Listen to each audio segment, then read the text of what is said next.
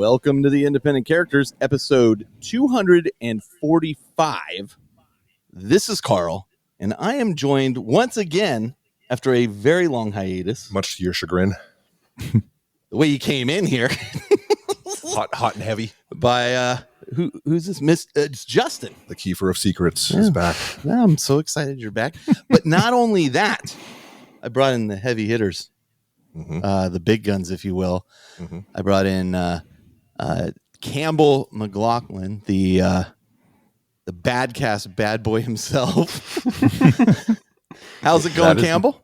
It's going swell. Just having a grand old time. And since we're probably not going to be badcasting too much for much longer, since my co-host is having child number 2 in like 90 seconds, as far as I'm aware, I'm going to be over here for a minute. So happy to be here. Happy to have a place to talk into a microphone for a while. Fantastic. I'm also joined by Phil Hall, also known as the Glacial Geek.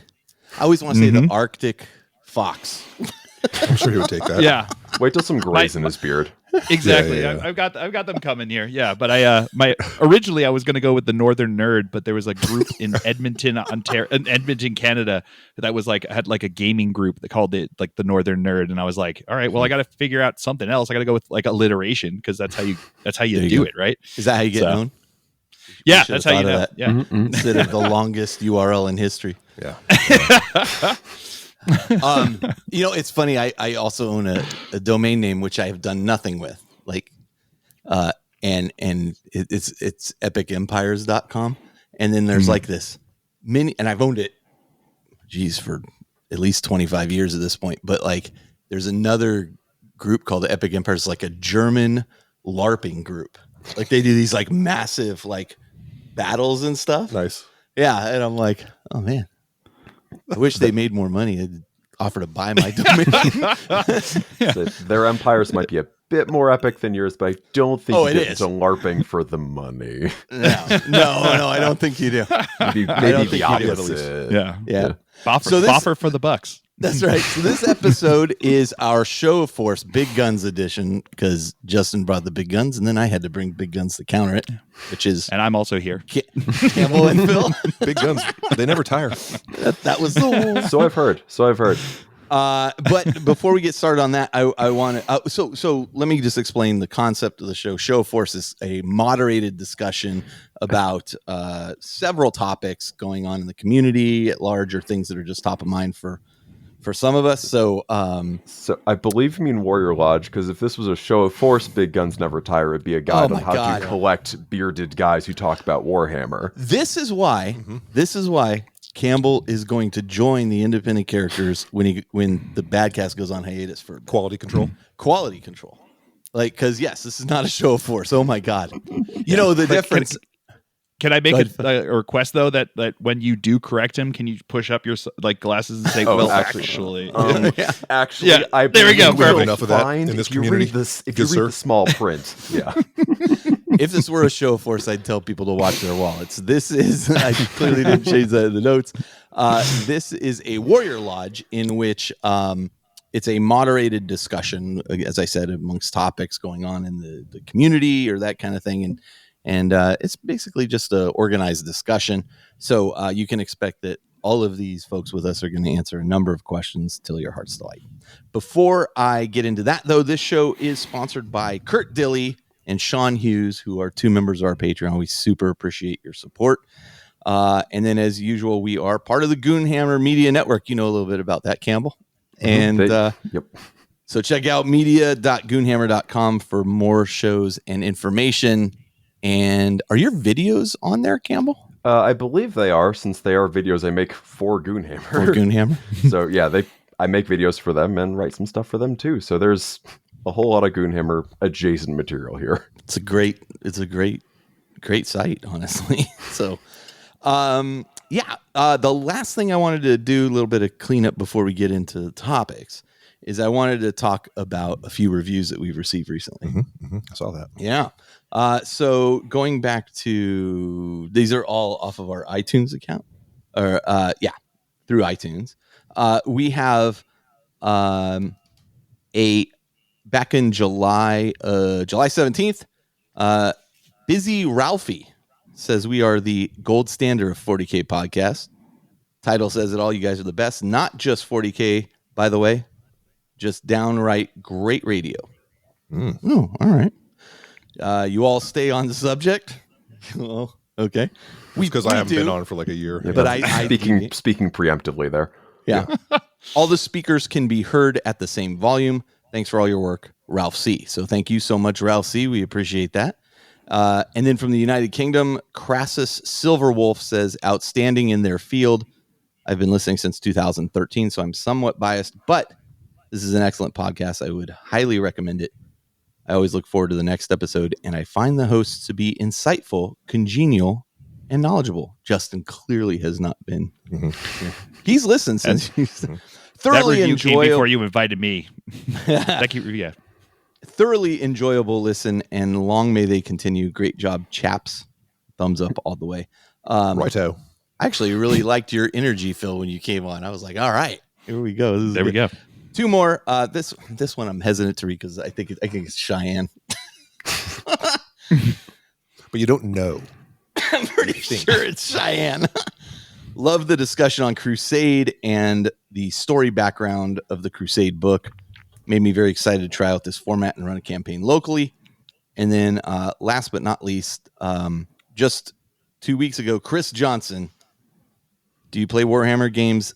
This is the podcast for you. Have listened to this podcast for a long time and was happy.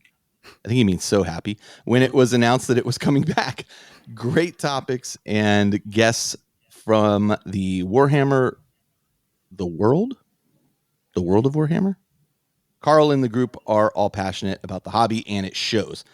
Helps keep me motivated and excited to get in hobby time, especially while listening to the podcast.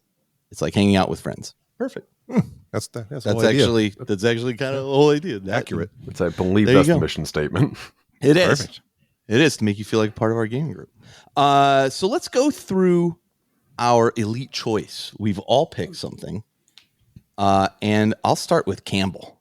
Oh my. Campbell, is this from your community or my community? No, this one's from yours. I just had to play to your audience specifically here. Oh, he was picking elite choices off his? Oh, man. Well, that's the thing. If I pick it off said mine, they could. Maybe y'all won't see it. So I picked John Walmsley's Epic Armageddon armies. Yeah. He just posted like a trio of armies I would have seen on the boxes at a game store when I was a kid. So just like going straight for the little like nostalgia worm in my brain that loves being fed with just this giant old epic orc army, giant old epic Blood Angels army, and giant epic Imperial Guard army, which I'm assuming since it's epic, each of these are the equivalent of like 900 points or something like that. But they look so freaking cool. They look so good together. And it's just nice to see these things all together. And also one little like extra subtle bit is they're like old epic too. They're not from like the 2000s kind of updates. So there's just like the old Vindicators where the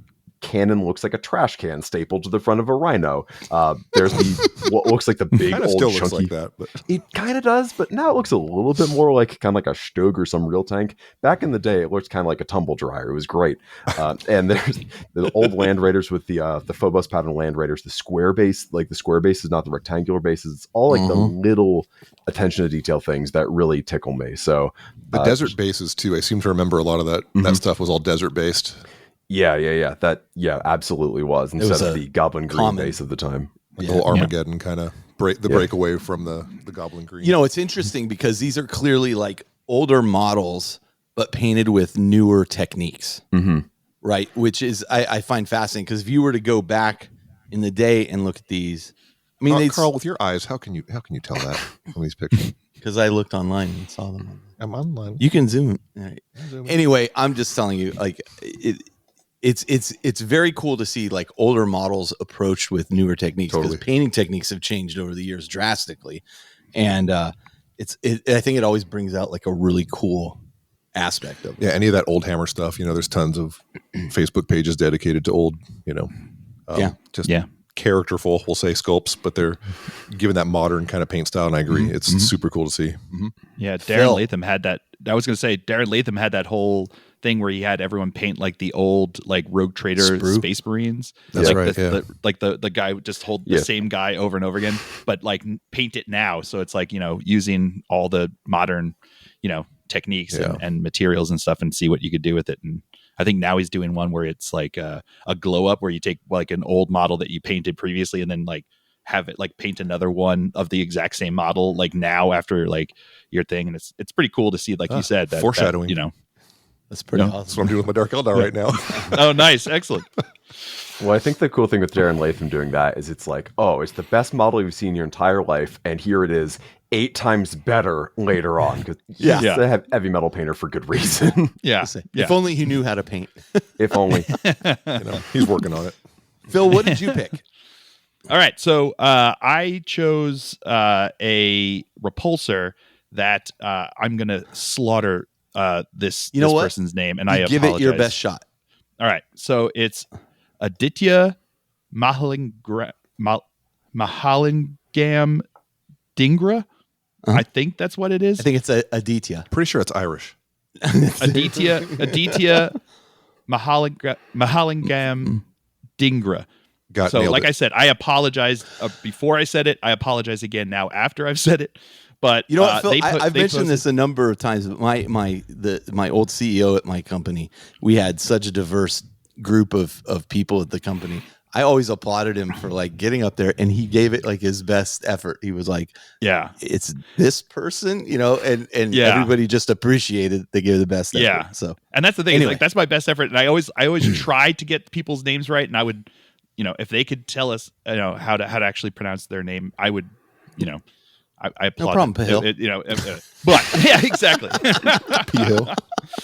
Campbell. But they shared their repulsor that's like done in this like super cool like graphic, almost like comic booky like style, and it's just I love that kind of style. Like when you see that, and it's obvious that like a lot of effort and a lot of care was put into making it really pop and just like really graphic and awesome. And it just like it stuck out to me like instantly when I saw it, and I was like, "Oh yeah, this is rad." And there's no rushing that type of paint job. Oh no, all the edge exactly. highlights, the panel shading. Yep, really well done. Yeah, I'm looking at it. It's good. I'm looking at this thing right now, and the thing that's wild to me is that it's not just like a gimmick. Like all the line work is so crisp. There's blends on all the striping, and there's a lot of striping on this. No, this is an absolutely baller tank that'll get your attention from across the room. I actually would have picked this if I hadn't already picked something. Even like the little fine print decals that he used, just for good. Just the lots of little details to get lost in. Yeah, so good. Super nice cool. choice. Nice choice. Nice choice. What about you, Justin? I didn't understand your. I didn't add the picture in there yet, but so Matthew Klein basically has like this amazing gaming space. I don't know if it was a gaming store, or I assume it was his basement or something, but they played a 5,000 point game of. Oh, I know which one you're talking about. Yeah, of Ultramarines versus it was like a bunch of Imperial armies against bugs. Yep. And it was like this massive board. The thing I appreciated was there was very little terrain on I was going to say it was like almost no terrain. I thought, oh boy. Because stuff's got to die when you're playing 5,000 points, but everything was like really well painted. Just really, and the gaming space alone, that was what initially drew me. I was like, oh my God, that's the dream. I think that's his house. It must be. Yeah, I think it's big his basement. House. It was beautiful. I also noticed the lack of terrain. But those pictures made me go, man, I really want to play this big game. Like I've been talking about it for a while, getting like 3-on-3 going, but it has to be thematic. So I'm figuring that out still. But I'm going to load that table with terrain. People with painted miniatures and but it looked like a great time, and all the models looked fantastic, and it was just hobby done right. Got it. Well done. Got it. Shell for Shell's Kiss chose Tom Geddes and his Knight Lancer. She loved the whole Knights of the Season theme, and this one is like she loved the color scheme on it. I don't know that she'd seen a Lancer before because she called out the shield specifically that she really liked it. But yeah, this is a solid paint job. I love the tree motif on the decals and the trees added to the. I think these are the. They look like just the Games Workshop trees. Yeah, I think they're the Games Workshop. Yeah. But this is a beautiful model as well, man. I really appreciate the look of it. But that was Shell's favorite. And then mine, was playing right to my weaknesses, which was Cadian 15 or XV from our Facebook group, and is Howling Griffin's captain in Terminator armor, who is just, this is a solid looking model right here. And I just, first off, Howling Griffin's my favorite chapter. Yeah, so you mentioning that. Yeah, just man, the weathering on the cloak on the back. So they are fantastic. An offshoot of the Ultramarines? Yeah. Did not know that.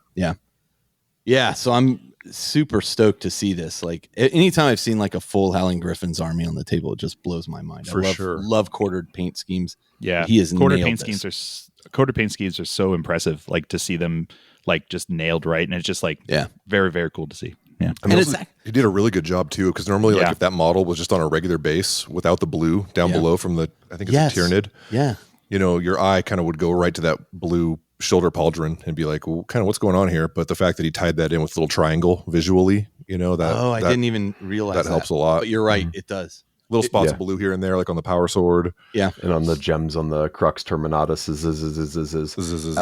I love the choices of just doing the heraldic plates also. Like, I'm a sucker for heraldry. I'm a sucker for individualized heraldry. And the fact that it just went hard and had two separate ones on each side of his chest there is really cool.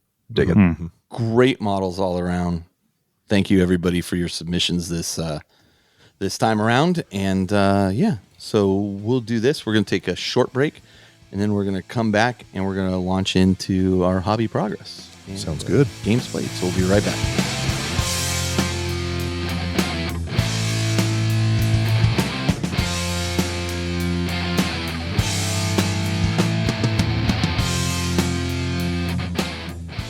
All right, and we're back. And let's just launch right into hobby progress.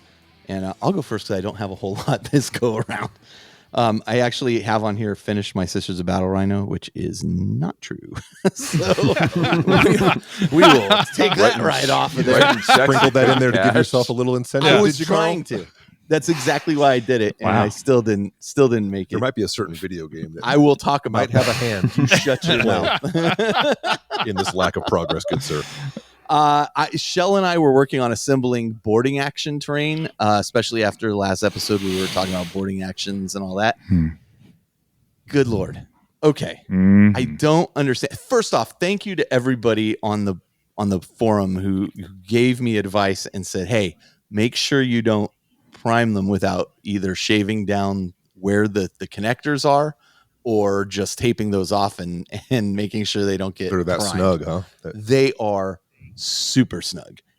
So snug that if you were to prime them, they would not go in to where they're supposed to go. And for those who don't know, like this terrain is meant to be disassembled and reassembled so that you can set up different formations. So it's not like the pieces I'm talking about, you have to be able to take apart and put back together. So it was funny because Shell and I were assembling all this stuff and we were making great progress. And then I got this advice, hey, do this. I'm like, okay.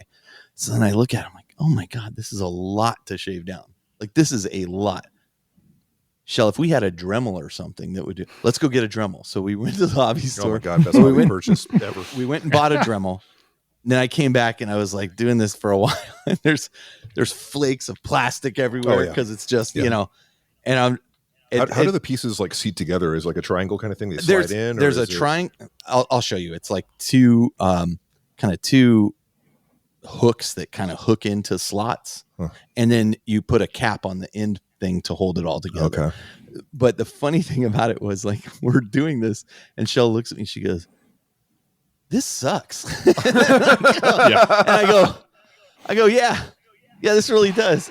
And we wanted to play our game of Arkham Horror Living Card Game, and we were on the same table, and she just looks at me. She goes, "This sucks." I go, "Yeah." I go, Let's put this in the box and deal with this another time. And so we've got it like all assembled, but we have to do like tons of shaving and stuff. And then once you do that, you get to prime it and paint a zillion skulls. I'm not doing panels. I'm not going that route. I've got some fast progress I'm going to make in that regard once I get to that point. But one thing I did kind of think about was if I assemble it all, right? If I put it all together as much as I can to where ends are meeting ends, and then I tape off what remains, then I think I could prime it all and then pull it apart, and then I have anything to cheat. Yeah. I mean, I'm gonna give it a go because I'll tell you what. Just do a test on 2 pieces, right? Have either of you worked on this stuff?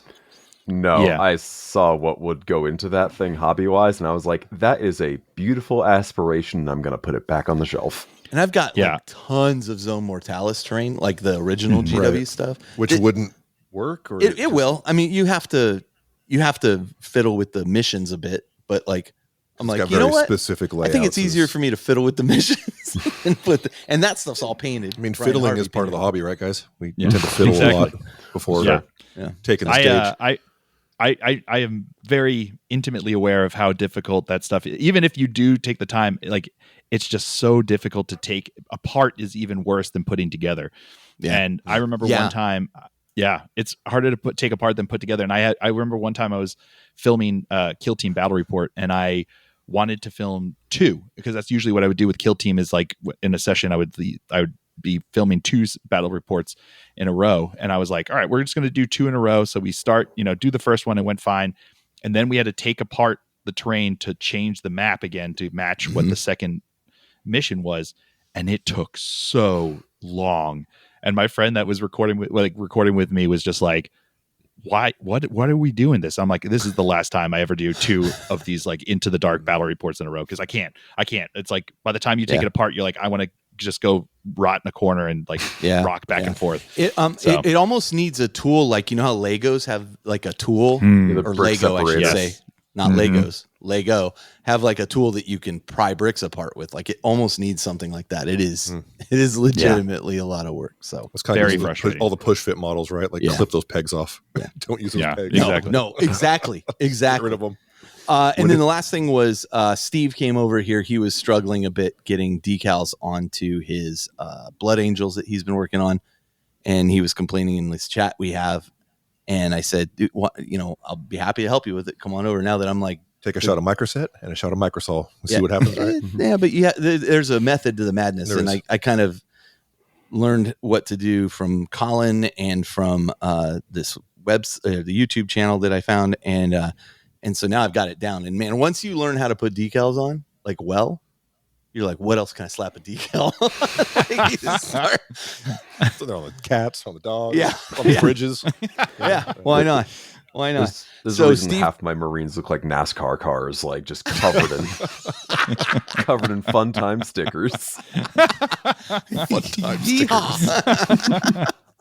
So Steve came over. I demoed for him and then had him do a couple, and went much better than what he was trying to do. Cool. So and then he just posted pictures that he had completed them. So I'd helped him kind of remotely with. I think he was working on a Mechanicus tank. If we're talking about the same Steve. Yep. And he's like, what can I do? Noya. Yep. I was able to just guide him through a few things. Yeah. I mean, I think it's great that we're all like here to help each other out. Totally. So. Campbell, what have you been working on, bud?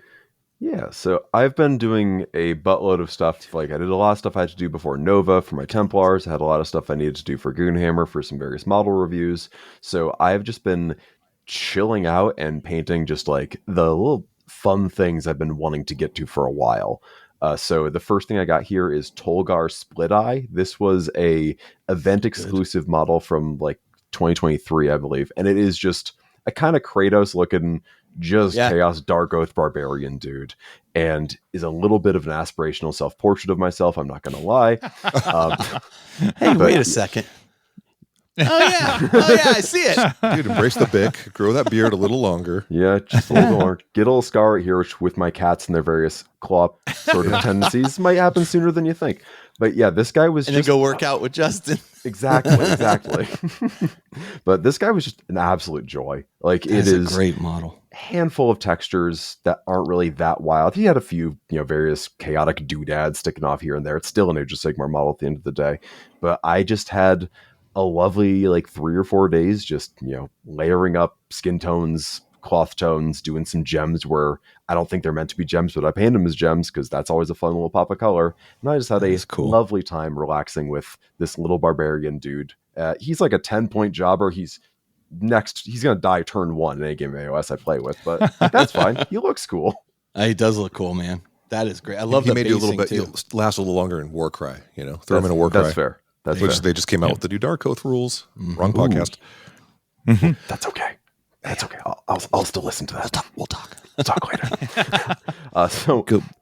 After that, I embraced my sort of inner model railroad dad, and I grabbed a Warhammer Hill. I coveted these and all the old world terrain. When they put it up for like pre-order, I just grabbed them all because I remember reading White Dwarf back when I was a teenager and seeing all these cool plastic terrain sets, and man, now they're back. So I grabbed one of these hills. That's awesome. And it took me an afternoon. It was delightful, just from black primer to finished product, just a couple layers of dry brushing, some washes, some more dry brushing, and a whole ton of PVA glue. That stick is from my yard back in Massachusetts back in the day. I transported yard litter with me. Hold on to everything if you're a wargaming person. And yeah, it's just all the tufts and static grass and clump foliage and yes, sticks. Yeah, that's awesome. Isn't it amazing how far their terrain has come though? Like, this still holds up, but like what they can do now is just mind-boggling compared to what they could do 20 years ago. I think now they can drive you nuts trying to take apart their Into the Dark giant. So fair enough. I'll take simple. Yeah. There's no structural skulls to edge highlight on this one. This is actually maybe the first Games Workshop kit. I use the word kit loosely because it is one piece of plastic. But is maybe the first Games Workshop kit I've ever worked with that did not have a single skull involved. There's none in there. You had the self-control to not even add any. It's amazing. I know. They must have bought it from another company. Whenever I get around to the second one, I'll probably glue a couple skulls in there. But I figured this way it's kind of a little more scale agnostic. So if I want to play like Battletech Alpha Strike or whatever, I can use this hill for that. And nice. Lastly, I painted up a trio of Nighthaunt Spirit Hosts, which are just the old pack of ghosts, the ghosties with the mosties that came out in Warhammer Fantasy 8th edition. I promise I'm a 40k player, but I'm just chilling out here. But these are for my wife. These are for my wife's Nighthaunt army. She's had one. She's just been kind of like amassing this for years and wants to play. And is like, it's gone from I'm going to paint these one day to, hey, do you think you could paint these for me? So it took a while, but we got there. And again, relaxing, just dry brushing, contrast. So easy. And I'm telling you, like I was going to ask, did you use contrast on these? Exclusively. Why not? Right? Like look at look at how good the skeletons look. Yeah. I mean, the skeletons look smooth and freaking gorgeous. Snake bite leather or a little, skeleton horde. That's the skeleton horde, and the blues on these look amazing.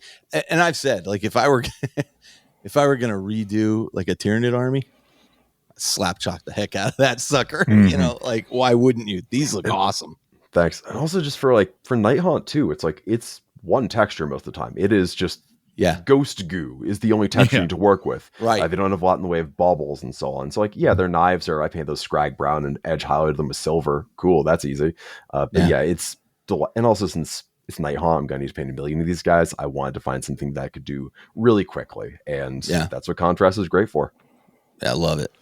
Yep, that is the speed paint, like the Necrons of AOS. Oh yeah. That's what I love about that speed paint 2 line. And they're super broken right now, so go Nighthaunts. I've heard Nighthaunts are busted, so I look forward to my wife absolutely mopping the floor with me later, and also at Warhammer. Anyway, that's what I love about those speed paint 2 line though. There's like so many freaking colors in those things. I really need to try those out. I got a whole bunch right there. They're real good. Want to try a couple. Phil. Yeah, I have not had a lot of time for actual hobbying. Boom, Justin. I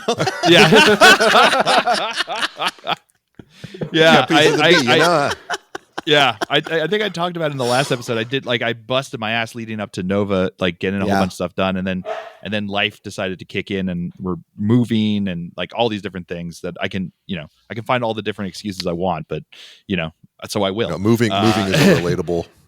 Yeah. It's just hurdle. Like it just you would annoying. know. Yeah. But for me it's been like this rhino's been sitting here. I got 10 sisters that are 85% done, and I painted 2 armies in like 2 months, and then I'm like, do I want to paint right now or do I want to do something else? That's an interesting topic of discussion, because hobby burnout can become a thing. Yeah, I would say I'm burned out. Certainly not. Just not motivated. I'm just and like I always say, like what I need to do is just complete one.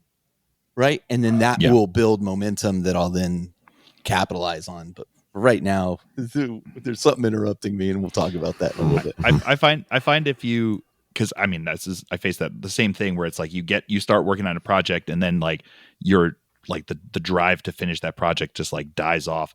I find if I take it off of my painting table and like kind of like hide it from sight, I then like don't find myself like going and be like, oh, maybe I should paint, looking at the desk and being like, I don't feeling guilty. I don't want to do this. Yeah, I don't want to do that. So I'm just gonna not paint.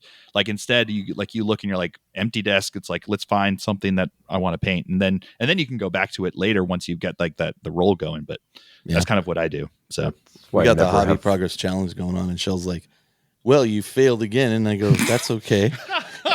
She goes, I'm not. I'm gonna paint these beastmen. I'm like, okay. And I go, how's that Night Lord's army working out for you, Shell? You know, and I'm like, yeah, I failed again. Well, you're supposed to be this inspirational guy for everybody. I go, trust me, they're doing great. I raised the torch, and now I just, set it down over here for a minute. Let somebody else carry it for a little bit. Yeah, exactly. And speaking of somebody else carrying it, Justin, what have you been working on? Tore me away from all my swords and shields and elves and demons and fantasy things. So, no like elves or demons moving in 40K. Yeah. Order of, my house freaking burned down, moved in a new place. Geez. Roommate was I had to get out of that situation. So I had to move again, which worked out good. I'm with my girlfriend now, but I had to move again. So the new place is dialed in. I got my studio set up, airbrush booth, and all my paints and everything. So the progress has been mostly a lot of AOS type spearhead, new AOS 4.0 stuff. But Carl and I have been talking about playing a game for the last forever. Mm-hmm. And we did. We'll talk about that in a minute. We'll get to. Nice. So in the lead up to that, I'm in the garage digging through boxes like, oh God. Boxes covered in ash still from when your house burned down. I mean, thankfully, most of my Dark Eldar or Drukari, most of my Drukaris were in like one box, but there was some where I'm like, oh God. So I spent a lot of time digging through that. Found them all, only to like do some Google searches and go, oh, Lilith is now on a 32 millimeter base. So I rebased some models leading up to the game, just to kind of the characters at least. So I felt better about myself. So I did that. And I used the old miniature, which I love. The new one's super cool, but the old one's cool as well. Might as well have both. And it turned out she was pretty good in the game. So that was cool. Yep.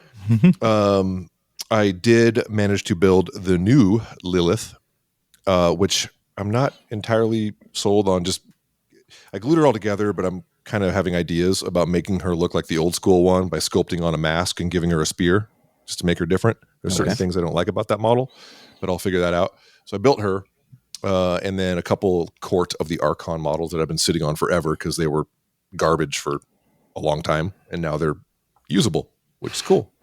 So I built them up, and then when we played a game, I had to proxy 3 or 2 or 3 Cabalite warriors with shredders because those were also hot garbage in the past, and now it's like a power level. Take what you want. It's just they each get them automatically, right? So had to rip some arms off fully painted models and put some shredders on a couple dudes and blast pistols and things like that here and there, which I kind of like. I mean, I guess a tangent, but I do kind of appreciate the simplicity, if you will, of like the index cards. It's just like, hey, take this.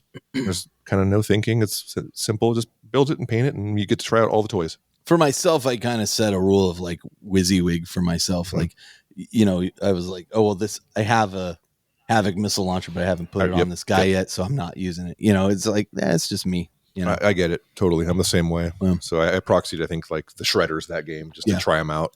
Yeah. But I had different models, so they were easily identifiable. And so my Dark Eldar I painted a long time ago, and they were like when they first dropped all the new models, and I hadn't really mastered the airbrush by then. And I painted them up in this dark, it was like the Poison Tongue Cabal, which was like a dark blue with like neon green accents.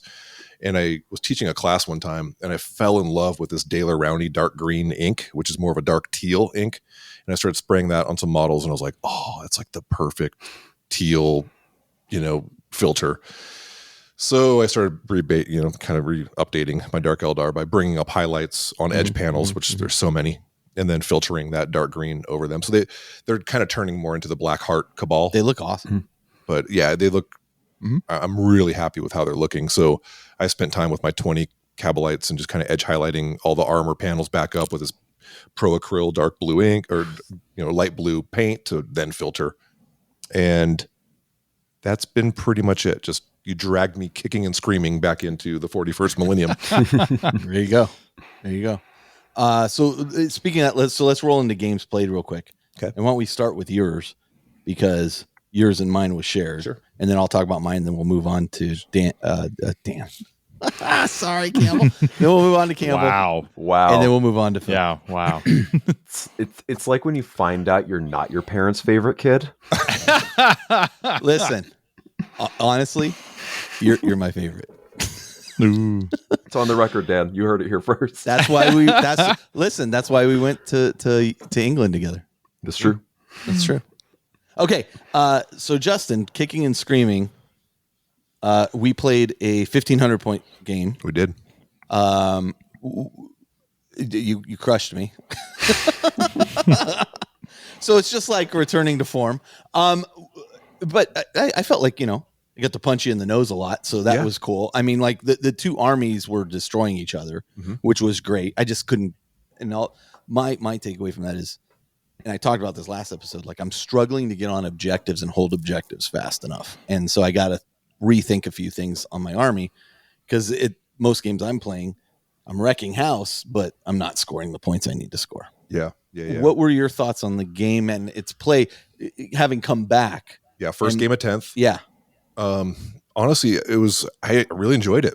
It was fun. There was a lot of rules we had to look up, and mostly for my army, because they have so many rules that you weren't familiar with in the games you had played. Yeah.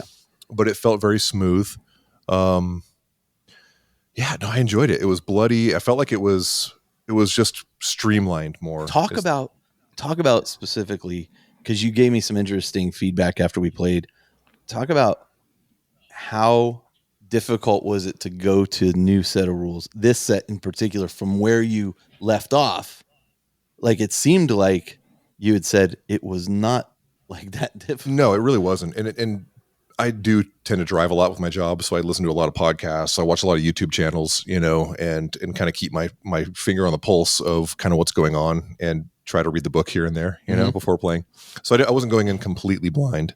I also, one of my favorite YouTubers, when it comes to the Drukari is, Scardcast, Scary, and he has a million videos on Dark Eldar. So I kind of had a really good idea about at least how my army worked, which is always good. Not having to learn all the data slates on day of, but it didn't. I mean, I've been playing since 2nd edition, right? So like the 2nd to 3rd jump and 3rd to 4th, yada. It's all fundamentally been the same game, minus like the jump from what was from 7th to 8th, right? That was the major change. Whoa. Yeah. So it's still fundamentally the same game, but like things like morale was like, okay, wait, I got to roll over, little things like that. But it's still fundamentally the same game. And having somebody that has played 10, 15, 20 games, obviously, in whatever game you're trying to learn, it helps. Yeah.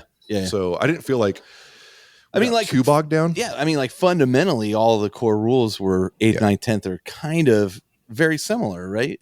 I would say the ruins thing, because I'm used to like, having a million flying things, right? There was just like, I'm just going to go over this ruin and then fly back. Cheeky Eldar. Having to measure up and then down. Having to measure the ruin up and down, and the pivot thing that kind of had me scratching my head, like, because just before you move that raider or whatever, you have to go, okay, I'm trying to get here. I pivot here. Do I have the movement to, it's just, that was a little different. It's your army that's responsible for that rule. I'm just pointing that out. And I'm probably responsible for Venoms no longer having 12 shots apiece as well. Maybe.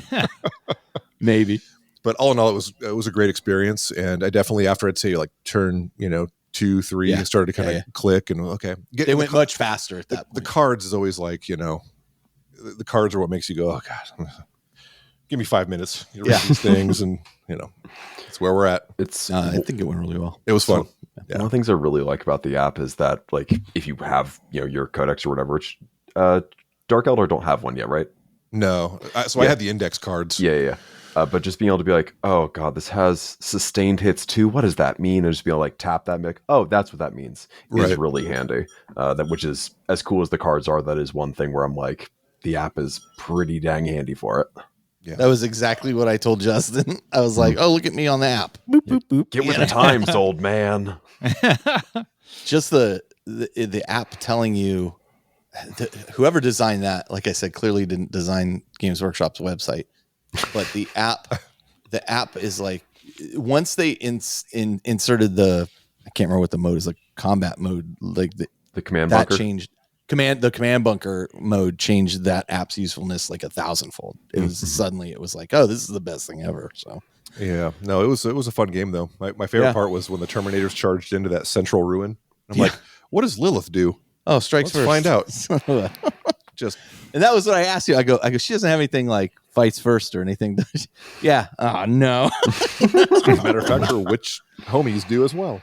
Yeah. Well, I took care of them. That was a cool picture. Then the rest of your army just slaughtered them. Oh my god, those 10 incubi with the Archon all powered up. Yep, that was pretty sweet. Yeah, fun. All right, so in addition to that, I played a 1,000-point crusade game with Aaron. Aaron's playing his Necrons. I'm playing my Chaos Space Marines, my Black Legion. This game went the opposite of the game you and I had. Like, it was one of those. It was almost like Dave Taylor-esque in the beatdown that poor Aaron took. Like, just nothing would work for him. Absolutely nothing would work for him. And by the end of the game, like, I had maybe 4 or 5 models off the table, like, of various units, and he was just getting crushed. And I hate that. Like, I don't like being on the receiving end of that, and I don't like being on the delivering end of that. And sometimes, and I think it's more common at 1,000 points than anywhere else, because like, it's just like, once you start losing units, you lose like 2 units, and now you're done. And so and how many games has he played? Just a handful of games. He's played quite a few of Necrons at this point. And what was interesting was he tried to use this technique that we played a team game a while back where he teamed with Cheyenne, and Cheyenne is a pretty strong player, whether it's his Blood Angel or Necrons.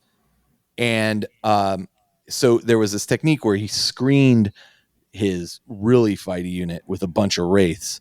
And in this case, I saw exactly what he did because I saw Cheyenne do it before, and he's like immediately adopted it. And I said, "Oh, I see what you're doing here." He goes, "Yeah, I learned from Cheyenne." I go, "Okay."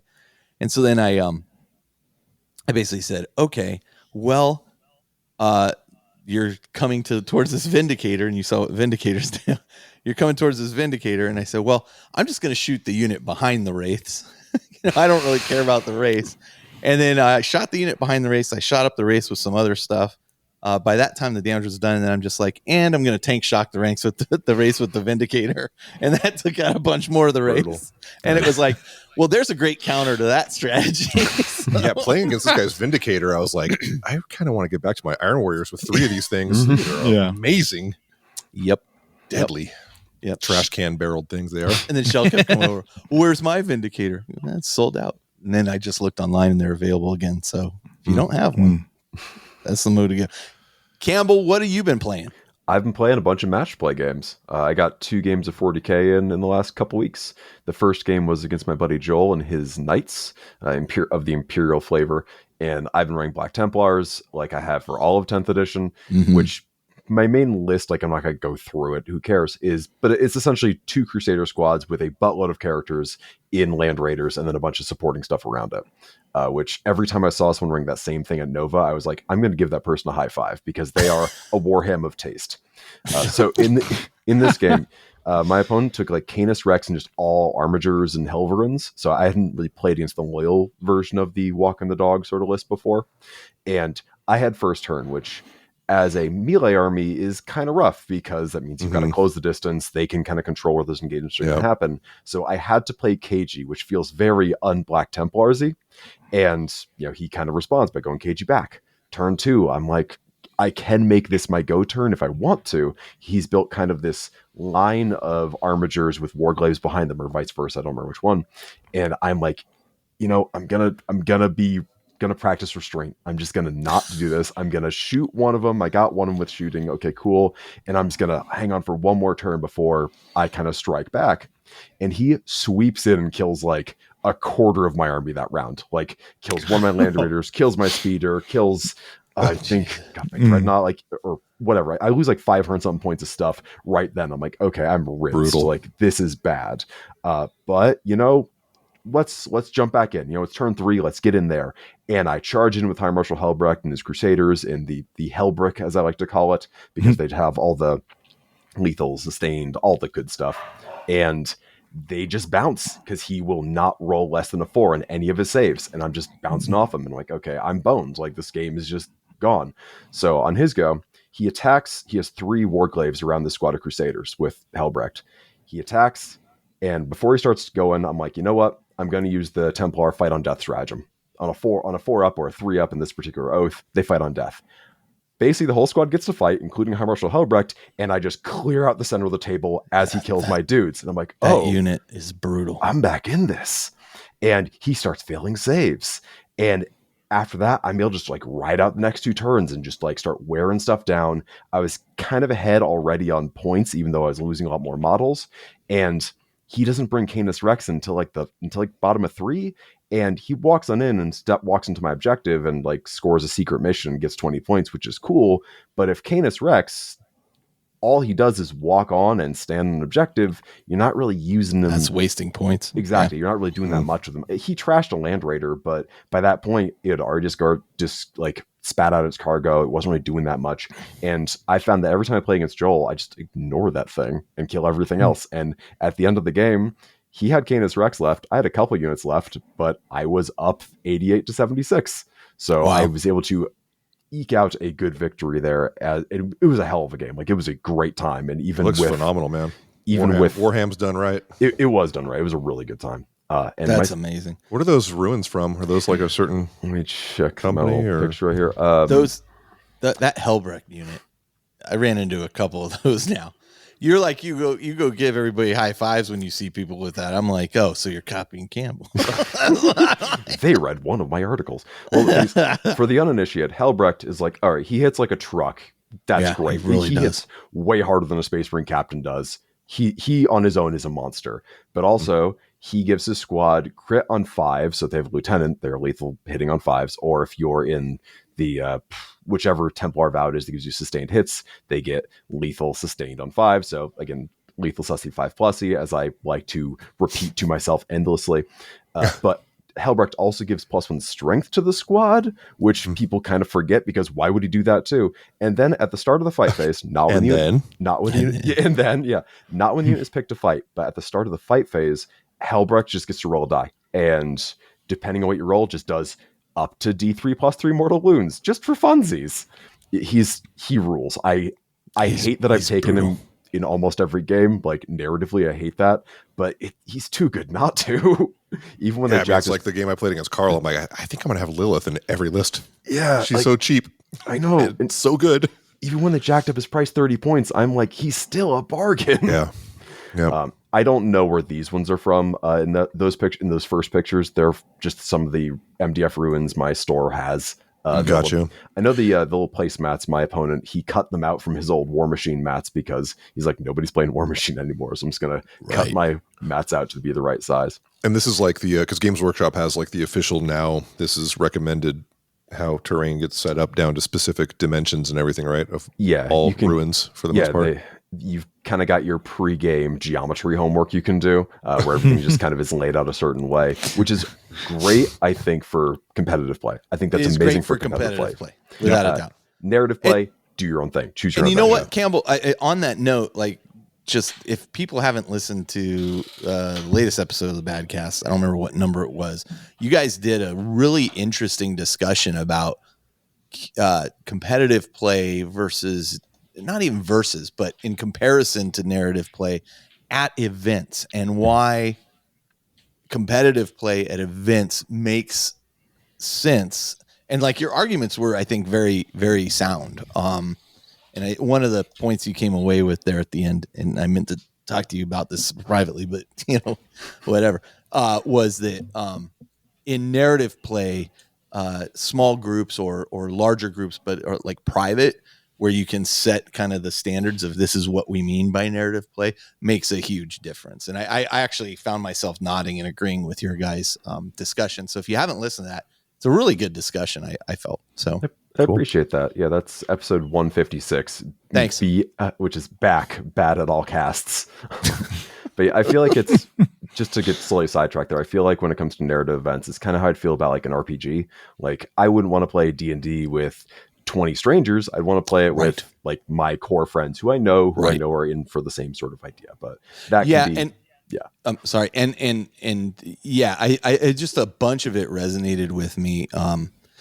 I experienced exactly what you guys were describing when I went to the Tacoma Open and played in the narrative event, and then ran into lists that were very Hellbrecht lists, you know, and I'm like, I had dumbed my list down. Now, that being said, it wasn't something where I like blamed the event, or I said, you know, I was like, well, I clearly read this incorrectly, like what the theme and the tone of it all was. And so I kind of rethought that. So as you guys were having this discussion, I was kind of nodding along going, yeah, I see exactly what they're saying. Like, I don't know what the answer there is other than, you know, for larger events, but anyway, go listen to that episode. It's a good episode. I will. You should be listening to all the Badcast episodes. I would love it if you did. I just got to take a break from all the murder YouTube and UFO YouTube videos, you know, go back to all right. normalcy. Well, listen, let's do this. We're going to take a short break. We'll come back and then we'll launch into our main topic, the Warrior Lodge, not the show force, the Warrior Lodge. And yeah, I'll pose some questions to these guys here. So we will be right back.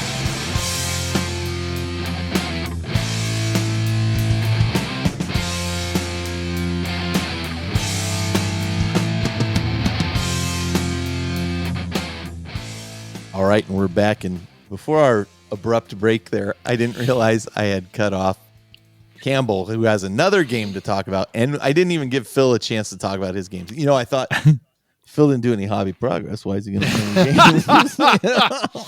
Fair. Listen, I shouldn't throw stones in this glass house. How's that rhino doing? How's that rhino going over there? It's great. Could you hand me that rhino? Is it on the shelf next to the free Vindicator? If I had free Vindicators now, boy.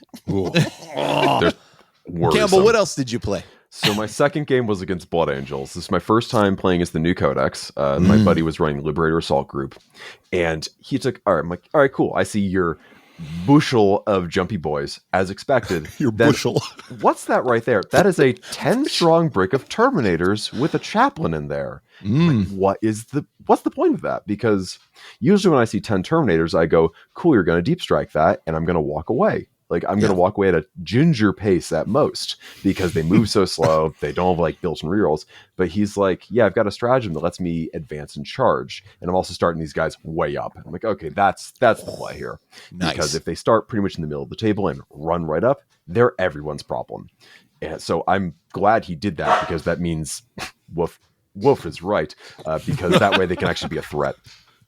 So this time around, he had first turn, and he was the one playing pretty coy, and I'm like, all right, cool, that's fine. But he put up a squad of like 10 Death Company with Lamartes, and I'm like, do I just do the first turn charge on these boys? I guess so. So I ram a Land Raider up there, run him in there, and the Hellbrick, as mentioned last time, the squad that on death kills 3 Armigers also kills a bunch of Death Company real good. And he's like, okay, cool. Here come my Terminators. They come, they clean up a Hellbrecht squad, and I just see the wildest succession of rolls where, God, I know.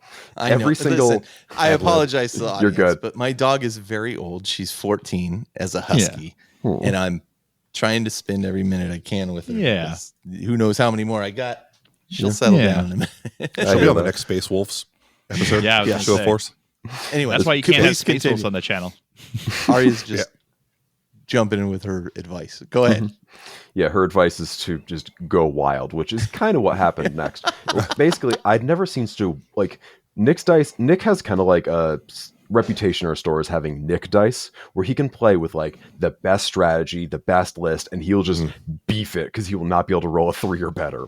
And that is what happened here, as every Melta, las cannon, multi-damage weapon in my army just chews through Terminator after Terminator after Terminator. Sure. And I'm like, cool, I traded the Hellbrick and got like half your army in exchange for it. Oh, yeah. I feel his pain. I'm that dude in the gaming group. Like, literally have the term Keefer rolls coined because it's just bad. It's all bad. Yeah, so at that point, a terrible person in a past life is the only thing I could think of. Maybe this life. I don't know. Did we lose Campbell? No, I'm still here. From there, he started like bringing stuff in piecemeal, but I'm just like, I've got such a kind of insurmountable lead here on points and on units, and all of his army was tied up in these big 10-man squads, which are theoretically good and with character support can be very powerful, but it means he didn't have like the units to like jump around and grab objectives or do actions or do any sort of play. So it's cool. He's got this 10-man squad of assault intercessors with attached jump captain who, when they charged my land raider, they did 8 mortal wounds in the charge and then they carved it apart. Okay, that's a problem. But I'm over here in all the corners with my scout squads, picking up objectives, getting points turn after turn. See, this is exactly the thing I'm talking about. Like, I can't get on to... I think I know what the answer is, but I don't want it to be the answer. Anyway, keep going. Sorry. But I don't just do MSU. I do a mix. And actually, the star of the show for me actually was a not small unit, which was an impulsor with 6 blade guard and a chaplain. And I've been trying to kind of figure out how to make blade guard work this edition. And I think I found it, because with the lieutenant, they get lethal hits. That's cool, but they don't really have that many attacks to take advantage of, like the critting on 6s. But the chaplain means they just have a flat +1 to wound. So against Marines, they're wounding on 2s. That's so they're huge, just amazing. +1 to wound is huge. Yeah. And against like vehicles, they're usually wounding on 5s or sometimes even 4s if you're lucky. Yeah, exactly. And having either the reroll to hit on 1s or the reroll to their invuln saves means they've got a lot of versatility, a lot of sort of like self-sufficiency. And this one little 6-man squad is just like bullying out everyone from the center of the table, and they're just rocking it the whole game. And bottom of 5, I killed his last dude and I was up, and it was a big old 95-37 win, which seems drastic. The score is definitely much wider than the actual game was. Like, even though I did get those like pretty good plays early on, I still felt like we were both really in it up until like the middle to bottom of like 3 or 4. Yeah. Man, 2 land raiders. You and Carl are like special friends. I love 2 land raiders. I've run 3 before. It's fun. It's very funny. A version of my list is called 3 Raid, 3 Crusade, and I'll get to it when I paint up more Crusaders. And yes, the number 3 is used both times, obviously. I like it. I used to run 3 land raiders along with a bunch of berserkers, and then a bunch of Terminators, Cornmark Terminators back in 7th edition for my World Eaters army. And it was... I'm actually surprised you haven't given into the new World Eaters. Those models are so good. It's really it's a one-dimensional army. Exactly. I'm not really a corn guy. Even as like the chargy boy, I'm still doing a lot of shooting. I've still got a lot of anti-tank, a lot of maneuverability that isn't just move forward and punch. There's a lot of move forward and punch, don't get me wrong, but there's some support around it. Yeah. Well, how did your opponent do on the painting score? Yeah. Did he get the 10 points? No, he did not. And winning on 10 points is the Regent's victory, and I do love getting it and giving it. But yeah, that was just an extra 10 for me. That is the new Lamarty's model he had, though, on the table, right? Did you get a good look at it? Like, I've seen pictures of it, but I've not seen it in person yet. I got to check it out. It's cool. I think it's amazing. The pose is so good. Like the scenic base. I know some people are like, Hero rocks, whoa, and he's on Hero stairs, I guess. But it's fine. He's cool. I love his pose. I think he looks sick. Dude, that new Astaroth. I got to paint that dude. The new Astaroth's cool. I've seen the new Astaroth built also with like holding the axe like across his chest instead of over his head. Oh, he is different. He's not meant to, but I've definitely seen like that as a very pretty quick conversion. Gotcha. I converted the new Astaroth into a master of a master of executions for hell yeah. Yeah. So with Khorne looking at just basically like, took off the wings and put on like a Chaos Space Marine back and like, changed the head and stuff, and it looked rad. So nice. Cool. Yeah. Nice. All right. You also wanted to talk about games real quick, Phil, and I had cut you off too. I'm so sorry. It's okay. We live and learn, right? Sometimes. But sometimes, yeah. Or we just live, I guess. But I kind of wanted to talk about, because we couldn't talk about it last time we were having a conversation, but I wanted to talk about playing the new edition of Kill Team that we got to do at Nova. Yeah. Because we unfortunately the podcast was releasing like the day before like the embargo that we could talk about these things. So we were like, well, I guess we'll just talk in general terms about what we saw on here.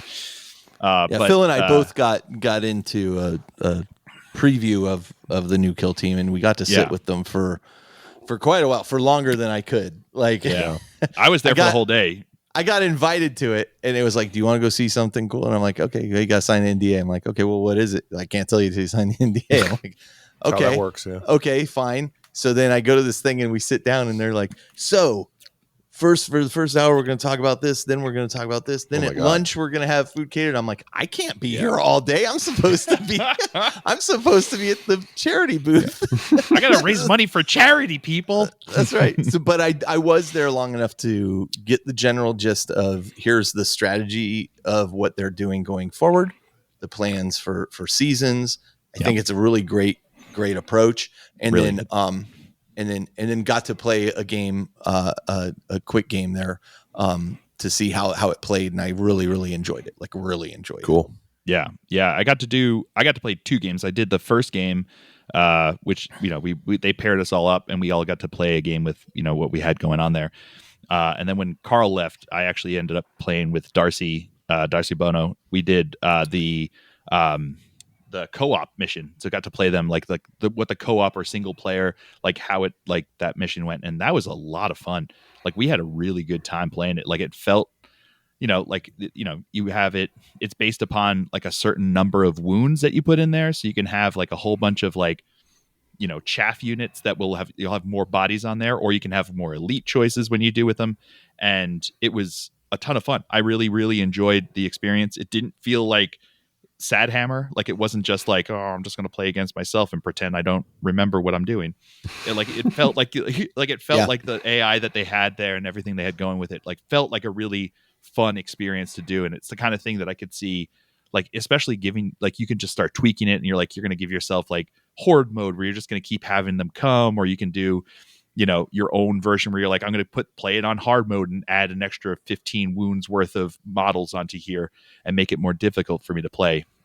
Yeah. It felt like a really good way. And it also felt like an awesome way to be able to teach like other people how to play the game, like, and not have to like pull your punches or not have to like just do this. Like you play together against the computer, and then you can like actually learn how the mechanics work of the game without having to like either stomp your friend or pull your punches and like leave them feeling like, all right, well, you just played with just the kid gloves on. So it felt, it was a lot of fun. So I just wanted to mention that because that was a lot of fun to do, and it makes me pretty excited for the new edition of Kill Team. I think it's going to be a good. I'm looking forward to it for sure. Yeah. I mean, some of the key takeaways, honestly, from there were, they're supporting right now 33 different kill teams. Yep. None of them are going to be like moved to legend status. Do they not? I thought I heard some complaints about certain. Of course you did.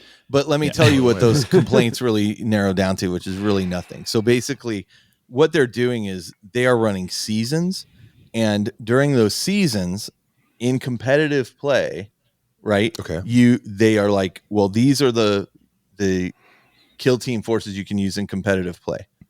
These other ones kind of fall out of competitive play, and you see when they do. Like you're told well in advance, like these are going to fall out, these are going to come in. You have this window of when you can acquire the kill teams too. So like, well, this kill team has come out for the season. It's going to be available up until this point. Okay. You can still, even if it becomes unavailable, you could still build that kill team. You would probably have to buy multiple kits to like put it together, or kit bash a few things, but those models end up making their way into 40K. But the difference here is that they will continue to balance all of those forces against each other through the whole run of this edition of Kill Team, which looked like it would be like 4 years, 3 years at least. Yeah. Something like that. Yeah. 3 years is the Games Workshop cycle. So I think so. Yeah. Right. And the reason they gave is that they were like, we want to keep coming out with new and awesome, innovative kill teams, but we can't just have like a no cap on the amount of shelf space that we can take up with this. So they're like, basically they're just like cycling out the older kill teams for these new ones. And the reason they just a UPC limit, like they just can't. But it's not an AOS thing, right? Like with like the Sigmarines, where it's like I had all these Sigmarite models, and no, you can still play them. I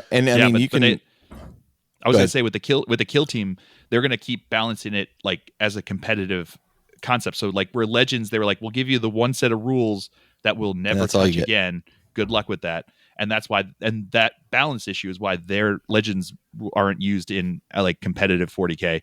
The reason they want to keep like the classified, which is what they're calling with the seasons, the reason they want to keep those forces like out of, and the only time they said that they're ever going to ask people to use those is if they're going for like the golden ticket for like that would get you the chance to play for the world championships. And the reason they said was that at the end of the day, the whoever wins the world championship, they want other people to be able to see that and be like, oh, I want to go out and buy that kill team. And they said it should be available to them to be able to do so, as opposed to having to like scrounge on eBay or like look and piece it together themselves. So they'll still balance it, and you can still play with it. Even in like competition, even in competition, even in other tournaments, as long as it's not going for a golden ticket, they're not going to say boo about it. And they don't even make recommendations that you do classified unless it's, for that. It's up to the choice of the TO that's running the event, which is kind of cool, because Legends was literally just, they're like, here's the last set of rules that you'll ever see for this unit. Best of luck, and never shall you see it in a tournament. But they're like, no, for kill team, for at least for the rest of the season, all these kill teams will be supported in a competitive, balanced way, which is, I think, really cool. And the rules for each kill team are free. That's cool. Yeah. And at the end of the day, it's not like you're having an entire army of 40K canceled. It's like a box of five to 8 models. Yeah. And it seems to me like they're trying to turn it into like a really well-balanced kind of standalone game. Well, and that's actually the key factor. The thing that was really talked about was that Kill Team is not an introduction to 40K. Yeah. It is its own standalone skirmish game utilizing new rules. Yeah. And like they were like, nothing was sacrosanct. We could change whatever we want. And I was like, but you stuck with the D6, huh? And they're like, well, there's limits there. Like, but I mean, but they got rid of like the circle, triangle. Oh, yeah, that's fine. That's good. They were literally like, we don't want to talk about shapes. We don't want to talk about the shapes. That was the first thing they said. They were like, let's get the elephant in the room done. Shapes are gone. We've got inches again. We don't want any questions about it. We're having terrible. They were like, we tried something. It didn't nightmares work. Algebra. They were really, really pleasant. Like in the meeting, there was just no way I was spending the whole day there. I couldn't. I already had commitments. I had no idea what I had signed up for. Carl kicking out let me play with Darcy, and that was because I was fun, playing Darcy in the other game. Yeah. She was lovely, and she's very, very lovely. And then I was supposed to meet up with her later, and then like I couldn't find her over the next couple of days, and then I saw her post on her Instagram that she came down with COVID, and I'm like, great! I sat across the table from her. You probably gave it to her. Well, no, fortunately, I hang out more. I had it 20 days before that, so I was okay, but. I felt so bad for her. She was lovely. There's absolutely lovely person to chat with and just really fun. Okay. Really. So is that what you wanted to talk about? That is what I want to talk about. But also I'm currently I guess the patrons can see the video, but I'm currently filming from a hotel room in Atlanta because I'm here for DreamHack, which is like this big esports convention, but they've decided to try to venture into tabletop. And they're having a 40K GT, and they're having a teams tournament that they're running at DreamHack. And the guys from Warzone Atlanta are running running it, and it's I'm very excited for it. I was down there because I'm also here with the Army Painter, because being part of the factory team, I came in and helped them set up their booth and everything like that. And I'll be in and out of the booth like throughout the weekend. But it's super impressive. Like you see, like you think, like you go to Adepticon, and you're like, oh man, 8,000 people, this is crazy. It's like you go to this thing and you're like, oh, never mind. There's like full like Hollywood production like stages for like their competitions and stuff like that. And you're like, okay. So you get outside of our very small niche, and you're like, okay, this is just like blowing up to 1,000. You're like, okay, I'm for sure getting COVID. Yeah, exactly. Yeah, either that or who knows, or like an aneurysm from all the like the thumping music that's going on in there. It's or like, maybe something like new. A different world. Who knows? Yeah, exactly. Something something like brand new. Yeah, some kind of virus.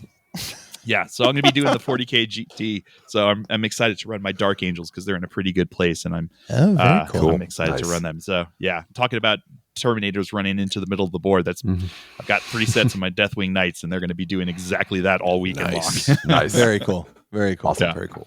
All right, so let's move into the main topic of the show, which is the Warrior Lodge. And I've got some questions here put to you guys. And out, in all fairness, I gave you a heads up on the questions so that you could kind of give these some thought. But speaking of hobby progress, let's talk about the Titan in the room here. Let's talk about Space Marine 2, the video game. I hear it's pretty cool. It's really cool. You saw me playing it. You see my unpainted rhino over there. You see the results of him playing it. So the question is, are you playing it? If so, does it live up to the hype around it that was leading up to it? And is it an appropriate sequel to Space Marine 1? Justin, I know your answer to the first question. Yeah, I'll go first. Yeah.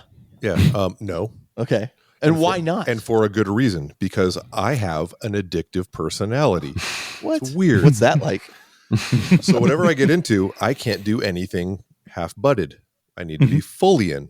And that means, and this came to me, I've talked about it on the show before, like once I found out we were pregnant, we were having a child, it was like, something's got to go. Because I was in the grips and just Call of Duty in my veins. You know, I'd get off work, come home, sit in front of my 65-inch plasma with full surround and just murk. And it was fantastic. It was great. But I'd sit there and look at my room and all my unfinished models and just mocking you. Yeah, just sitting there all gray and sad, you know. And so for me, like, I love what Games Workshop's doing with the video games. I think it's phenomenal. And what I've seen you play of this game, I even went home and watched some YouTube videos of like Marnius Calgar surfing a Thunderhawk, shooting into Tyranid boards and jumping out. I'm like, oh God. And I mean, dude, my kid has a PS5. He's got the new Call of Duty, and I just can't do it. Okay, can't do it. But I remember the first time I came over to your apartment, you were sitting like you had that seat that kind of sat on the floor, and you were just sitting there on your big screen playing Call of Duty when I came over. So good, yeah. And that's the problem. I mean, video games, like, if you can moderate yourself, I can't. Great. And I think the game, graphically, it's amazing. I was watching you play. I'm like, oh my God, this is fantastic. And the thing I love the most about these video games is that people are going to play them. Like I ran into this when I was running Games Workshop stores back in the day, which was a Wednesday. You'd have people come into the store and be like, oh, this is tight, man. Is that Halo? I'm like, even better. You know, so kids are going to play this. People are going to play this game. Any cool games, Warhammer, was it Warhammer, the fantasy one? Vermintide? No, the Total War. Oh. Right. Yep. Yeah, that one too. And hopefully they'll start playing Warhammer Fantasy. It's the same thing. Like if this is like the thing that starts somebody on their journey to like, oh my God, I got to paint all these things, then so be it. The game is phenomenal. Yeah, it's amazing. Yeah. Yep. That's all I got. Phil, let me go to you next. Yeah, I haven't actually played it myself, but I've there's a YouTube channel I watch called the Yogscast, and one of the guys from there, Angry Tom, he's been doing a playthrough with Ben, and it's been very entertaining to watch. And like, man, it looks so cool. Like it looks so rad. Like the gameplay looks awesome. The graphics look awesome. You know, and I mean, it looks like what like the Mind's Eye Theater is when I'm playing a game of like with Space Marines, where it's like, you know, these epic, you know, super humans just like mowing through, you know, the Tyranid horde, even though like the movie theater Marines. Right? Yeah, exactly. But like, you know, and then when I play it on the tabletop and it's like, I can't like, you know, my Terminator dies to it one termagant and it's like, okay, well, I guess that's just life. So, but it, you know, it's just like so cool to see like, you know, that's what you read in the books from the Black Library. That's what you like see in your head when you're thinking about Space Marines. And it's just so cool to see that like done so well. So yeah, I think it's awesome. Campbell, I know your answer to this, and this is where we're going to actually have some discussion. Other than it's pretty, yes, keep doing that. Listen, I've only played 20 hours of it, which honestly, compared to some people I know, is pretty conservative. I would have played more. Goonhammer did like a live stream of it, and I got to moderate that live stream instead of playing. So I kind of watched the whole campaign happen before I could play it, which was maddening. Nice. Watching my friends have fun with this, but I'm through the campaign now myself, and like I'll say, is it a worthy successor to Space Marine 1? I'll lead off the bat and say, yeah. Space Marine 1 is. I feel like Space Marine 1 was like an 8 out of 10 game with 10 out of 10 vibes. And this is like a 9 out of 10 game with 11 out of 10 vibes. Nice. And like, don't tell me that. Attention to about to say, it's like, if you have an addictive personality, I'm sorry you're on the show with me and Carl. But the attention to detail in this game, it's like, okay, yeah, no. Like, the attention to detail is so freaking immaculate. Like, the rivets on your dude's armor have little Ultimas carved into them. Every purity seal has writing on it. There's like a mission early on where like a guy dies and you walk by his old arming chamber just on the ship, and there's like guys praying outside of it, and his like damaged armor is like in there as like a reliquary now. Like, the best part of this game isn't just playing it, which playing it is cool, but it's just like soaking it in and like walking around the ship and just like overhearing conversations and watching servitors with push brooms doing mop animations. Something got crossed there. It's fine. But just like walking around, just being like, oh man, all the candles everywhere all lit. There's skulls. Yeah, but it was a skull mop on fire. Yeah, and like walking through, like, honestly, the thing that actually made me want to do most was like paint some Imperial Guard, because you walk by so many Cadian like encampments, and of course the Cadians all have purple eyes, all of them, except for nice touch. Except there's one bit later where maybe someone isn't who they say they are, because you see they don't have purple eyes, which is so, again, attention to detail is so like that's immaculate in there. Yeah, that's awesome. Like, the actual gameplay rocks. Like, it feels so good to play. Like, I was just playing the tutorial like the day it came out, and my wife's sitting behind me, and I just go like, Anne, this game feels really good. And she's like, I'm happy for you. Like, I've even played a bunch of the multiplayer and had a very good time with it, both the operations, which are great. Like, it's cool you have just a side campaign that is tied into the story. Because again, I can only send 3 men every single time. Again, I need 2 squads. I can give you 3 men every single time. Okay. What are all these guys doing? They're praying at the reliquary. They're over hours. They're over hours. Gilliman didn't give me overtime. I don't know what to tell you. Yeah. They're all union shop. Yeah. But even the multiplayer has been like a lot of fun. Like the PvP, I kind of suck at it because I'm using a controller versus people on mouse and keyboard because I'm playing on PC. But the community has even been like, I'm not running into that COD kitty toxicity. Like, everyone's pretty chill. Most people have their dudes painted to look like a Space Marine chapter pretty immaculately. Half of them have, Warhammer adjacent usernames or whatever. Like, everyone I've played with has been really into it and having a very good time with it. And it's just, I haven't played any of the PvP myself. I'm more of a like cooperative player game, and that's why this thing really appeals to me, the operations aspect of it, where you're going off and doing these missions that if you're playing through the campaign, every now and then they're like, well, there's 6 guys, but 3 have to go off and do something else, and you continue forward. The 3 that went off and did something else is the operation that you're now playing. So it all does tie into the campaign itself. But we have had an absolute blast playing that. And if they were to just focus on adding more operations, I would be 100% happy. Is it literally just one person versus one person? No, it's like 6v6. Okay. Yeah. So I'm going to give that a go. 6 good guys. Yeah, I'm going to give that a go soon. But man, I got to tell you, I mean, the only downfall at the moment is I can't actually do Howling Griffins because they don't have a griffin symbol for the shoulder. But I'm doing Nova Marines at the moment for one of my guys. I was doing Minotaurs for a while too. So you can make you can spend hours just adjusting your armor. Your digital toy. Yep. Cool. One of my instead shut up. If you want to, you can make your dude just Mechanicus standard gray on every single part with no markings and be an unpainted Marine if you really want to. The gray tide. If they had a gray, like sprue gray color, you could just make your guy sprue gray. That would be amazing. One of my buddies who's playing has because you can have like multiple color schemes saved. Every single class is the chapter of another friend of his. So like, when he plays, it's Chaos. He plays Iron Warriors all the time, but like his Bulwark with the Blade Guard guy is painted like one of my Templars. His Vanguard, the Blood Angel can do, or Phobos guy, that's a Blood Angel, like that sort of thing. And I love it, like, because you're not just like locked into that one thing. And anyone who plays Space Marines should know something feels different when your guy is blue versus green versus red, even if it plays exactly the same. Something feels different. Something in that little part of your brain feels that difference. But it's like you were saying, Phil, it's like it is kind of what you picture in your imagination. Like, it is the work of a very talented, hardworking team, and they did an amazing job with this. They knocked it out of the park. I agree with you 100%. They've Campbell, the next question was, what do you want to see in the game going forward? And they have released a roadmap kind of what they're doing. It's interesting, Phil, that you're at this game convention thing because I kind of got sucked into a Facebook group that was a Space Marine 2 Facebook group. And I remembered why I really don't care for video game communities.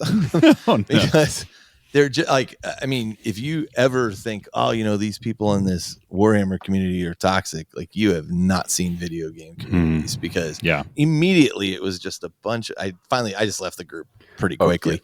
The Steam reviews for this, the people like the positive ones they sound like us, or they understand. People, or they sound like people who maybe aren't into Warhammer and this is their first intro and they go, this is wild. Actually, my favorite bit of like discourse around this was like the day it came out, someone who clearly isn't into Warhammer posted a screenshot from it and it was like a cherub and there was like, what the actual hell am I looking at? And I was like, oh, that's just a cherub. Don't worry about it, bud. Things are dark in the 41st millennium. First day, huh?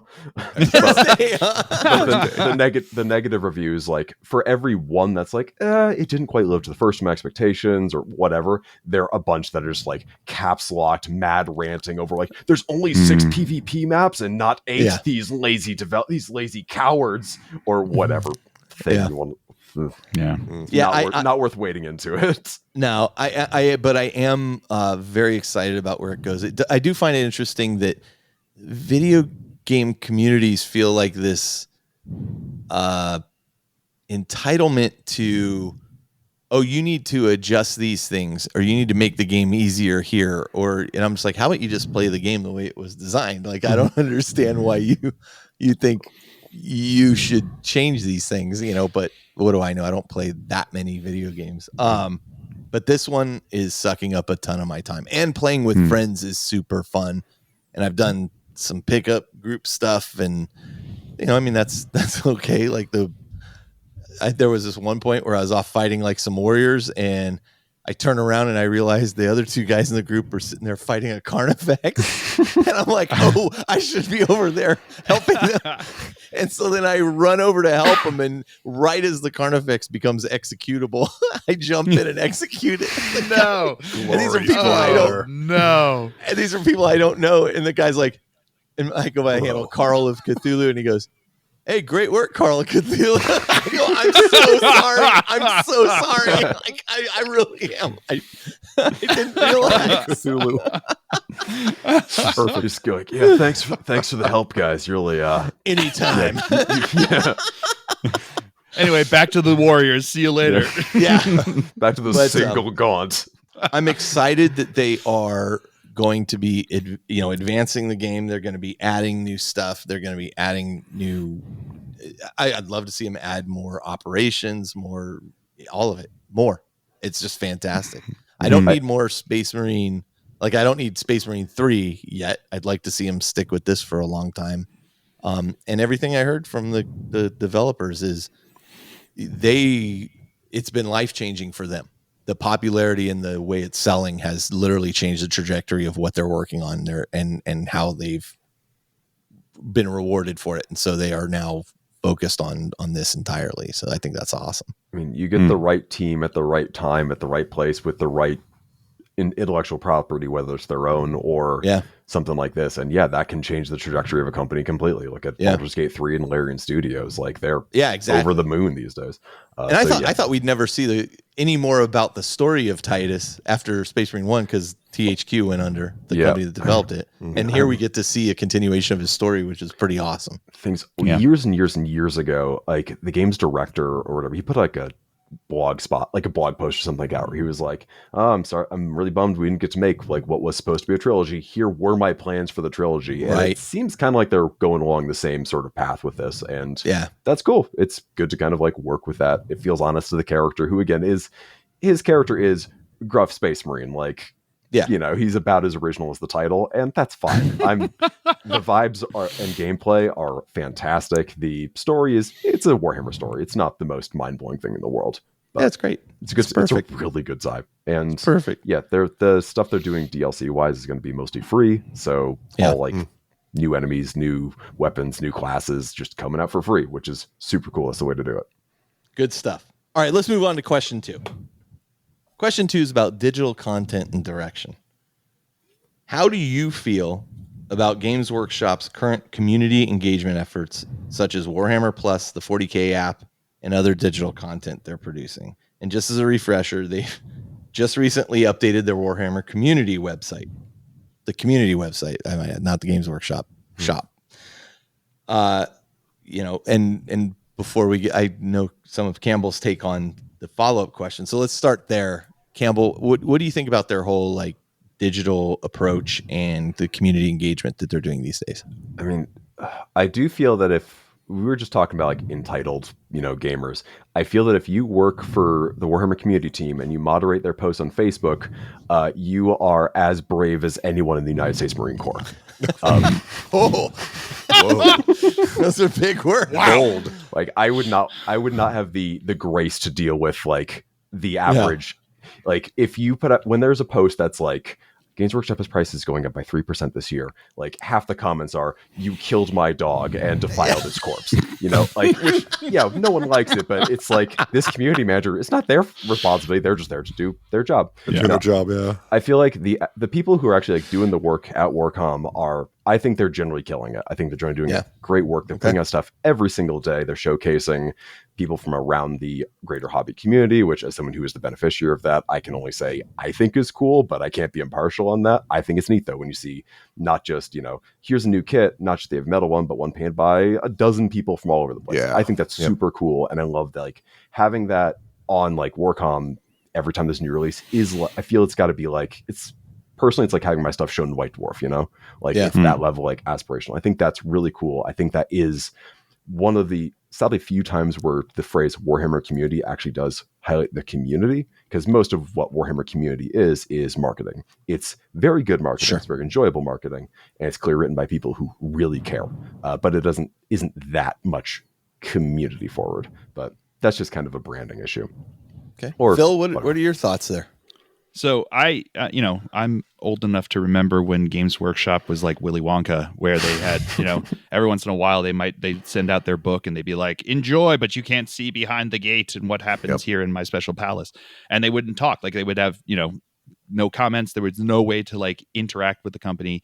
And like all that started to change like with the 7th into 8th. And now I think we get to a place where it legitimately seems like they've realized that they need the community as much as the community needs them. And I've been very pleased to see how they do that. Like, just even down to like balance and talking about why they make the changes with the balance with like their meta watch and stuff like that. And then like all their art, like all their different community articles that they have, like Campbell was saying, like highlighting other creators in the sphere of Warhammer and showing off like all the cool stuff that like the community is doing has been awesome, and then creating Warhammer Plus. I know there's like the fact that it's behind a paywall is a decision, but they are still a company. But like the fact that they've then created some like incredible like animation stuff. I've thoroughly enjoyed the animation that they've been doing on Warhammer Plus. And I think that the Warhammer app is like the best app that I've ever, that I've used for any of this stuff. So it really feels like they're taking strides to make good on like their digital space that they're doing there. So the only thing I don't like is their new website has all of the pictures are WEBP files, which means I can't download them to make my thumbnails, and that makes me angry for very personal reasons, but not that anyone else would care. No, I hear that. I hear that. You gotta screenshot those. Yeah. Ugh. No, I think them being a digital company, they're not digital. It's still a company that makes toy soldiers and books and all that stuff. But like the digital approach to stuff like the app, I love it. I went from like, why I spend enough time staring at the anxiety rectangle. Why would I need to spend more time looking at it? But the app is just so useful. And like compared to the old days where it's like, I've been playing since 3rd. I remember carrying between 2 and 6 rule books, and depending on what point in time you were at, and having to like page between things and just like all that. Like I said at the very top of the show, where I was like, yeah, you can just be like, oh, what does this rule do? Tap. Oh, cool. Now I see that. Sweet. Put my phone back down. And they're clearly iterating on it, because they actually added a feature I was hoping they would, which allows you to duplicate a list. So now you can duplicate a list and then edit that list as opposed to having to recreate from the get-go. So like it's. Although Shell did say to me the other day, she goes, hey, can I make a boarding actions list on the app? And I go, not really. You got to make 1,000-point list. And then, she goes, would make sense if they had a boarding action. And I'm like, here's somebody who's fairly new to the. So it starts at 1,000 points. You can't go. Yeah, kind of weird. It's 1,000, 2,000, 3,000. That's exactly whatever. Yeah. But I mean, so I made a 1,500 point list on a 2,000 point list there, and then just made sure my points were 1,500. It's no big deal. Sure. But boarding action has like some whole different rules to it, so they'd have to do a bit of. Might have to get out the old pen and paper for a minute there. Huh? You don't really have to. You can still use the app and work around it. So What about you, Justin? You've still been engaged in AOS and other things like that are all still part of that digital platform. I mean, to piggyback mostly off what Phil said, I mean, I've been playing this game forever, and the Ivory Tower Games Workshop, just you're going to take what we give out, and mostly White Dwarf, and that was it. To this day and age. I almost kind of akin the complaints to the video game thing, where it's just like, are they perfect? No. But oh my God, like from all they've done has been truly amazing. Truly. I mean, we're in the digital era, and I think Games Workshop is trying to do their best to keep up with this. And, I haven't used the 40K app. I've heard you guys rant and rave about it. So I'm sure now that I'm playing 40K again, I'll be getting that. But no, it's just cool to see the changes and the advancements the company's making to kind of do their best to keep up with the times. Yeah. I mean, they've got to shift their business strategy a bit, right? Times are changing, and it's so funny because people are always like, oh, they should just do this. They should just do that. Jeff and I did an episode many, many moons ago where we were like, if we ran Games Workshop, what would we do? And then we did this episode, and then I had friends that worked, not store Games Workshop, but the headquarters. They're like, yeah, we listened to your episode. That was cute, and then they explained to us why everything we said was wrong. And I'm like, oh, I didn't really realize that. Or I didn't, and it's like, okay. So, I remember Adepticon one year, this guy complained about GW, and I'm like, I go, not a lot of people have experience running multi-million-dollar international companies. Do you? And he's like, well, I've run companies before. Okay. It's a lot harder than it sounds. So, I mean, in every little change, I guess a major change, changing the GW website, like you see what a crash that is. Like it is a car crash initially, and they took it to the shop and they're starting to repair stuff here and there. But I mean, you have to be so cautious on some of these changes, and they could undermine.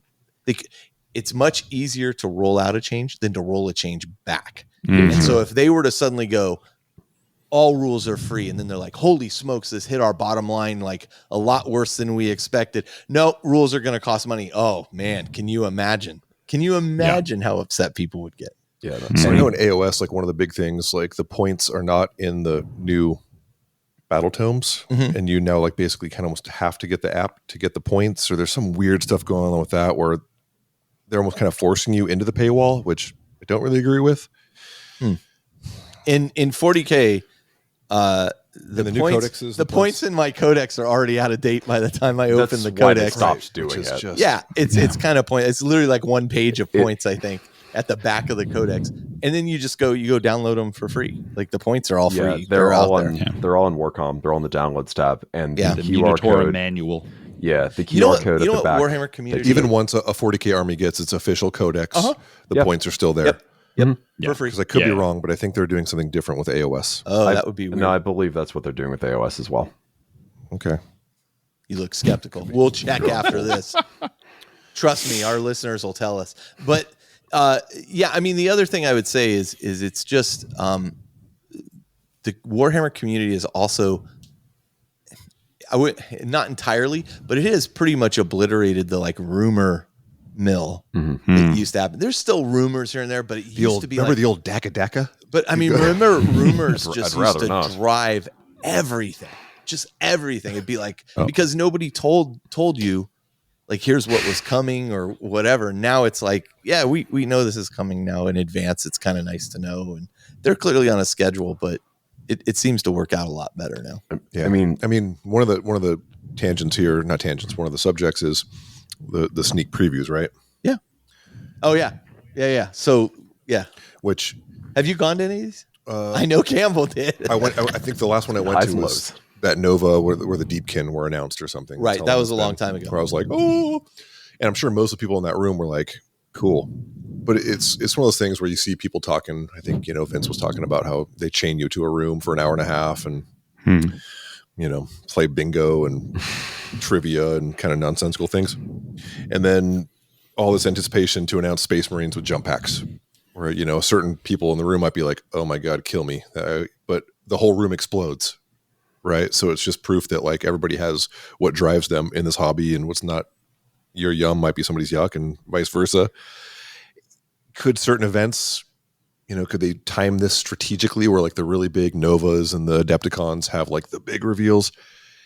Who knows? I mean, I think some of the reveals could be a little more exciting, maybe a little more, because obviously they can't be like 5 months from now we're going to get new, Eldar Corsair army. Like they can't do that, right? But I don't know. Maybe just something a little more enticing, a little more exciting, a little more information. Well, I got bad news for you. Right there. I know. Because Campbell, you guys did a whole live show that was pretty much themed around everything that was just quote unquote revealed at Nova, and it was a letdown. Yeah, we did it Not last your show. The reveal. You can be honest. I sat through it. I know you did. A bad cast, right? So, but we did the same thing last year, and I think it was a much better reveal show. Yeah. And this year it was kind of a bunch of nothing burgers with trivia filling the space in between. My pet theory, also given the fact that they had playable new kill team there, was that they were probably planning on showing that new kill team stuff, but like the newest edition of kill team with like the Aquilons and Vespid and all that stuff with like the very flashy cinematic trailer. But that like the two, like some of the models leaked a couple days early. So they just put it out a week early, like just kind of, that's my guess, because that's like when you have an event like Nova, Adepticon, whatever, you need like a tent pole to really hold that whole thing up. And the Roadmap Roadshow or whatever it was called was not much. And that's a really good guess probably at what went wrong. Yeah, if you can't hear on the microphone, my tinfoil hat is probably crinkling right now, but that is my theory there. Which take that for what you will. But I feel like I was the very first one of these preview shows at Adepticon in 2017, I think. Yep. And that one was electric. That was, everyone was super into it. At the end of it, we got to like go play Shadespire and New Necromunda with Adam Troke and like GW people who were there. Like there was actually a reason to hang out the whole time. And they took questions and answers, which I now know are kind of worthless, but Games Workshop staff answering your questions in front of a room, that's pretty unheard of, especially in 2017.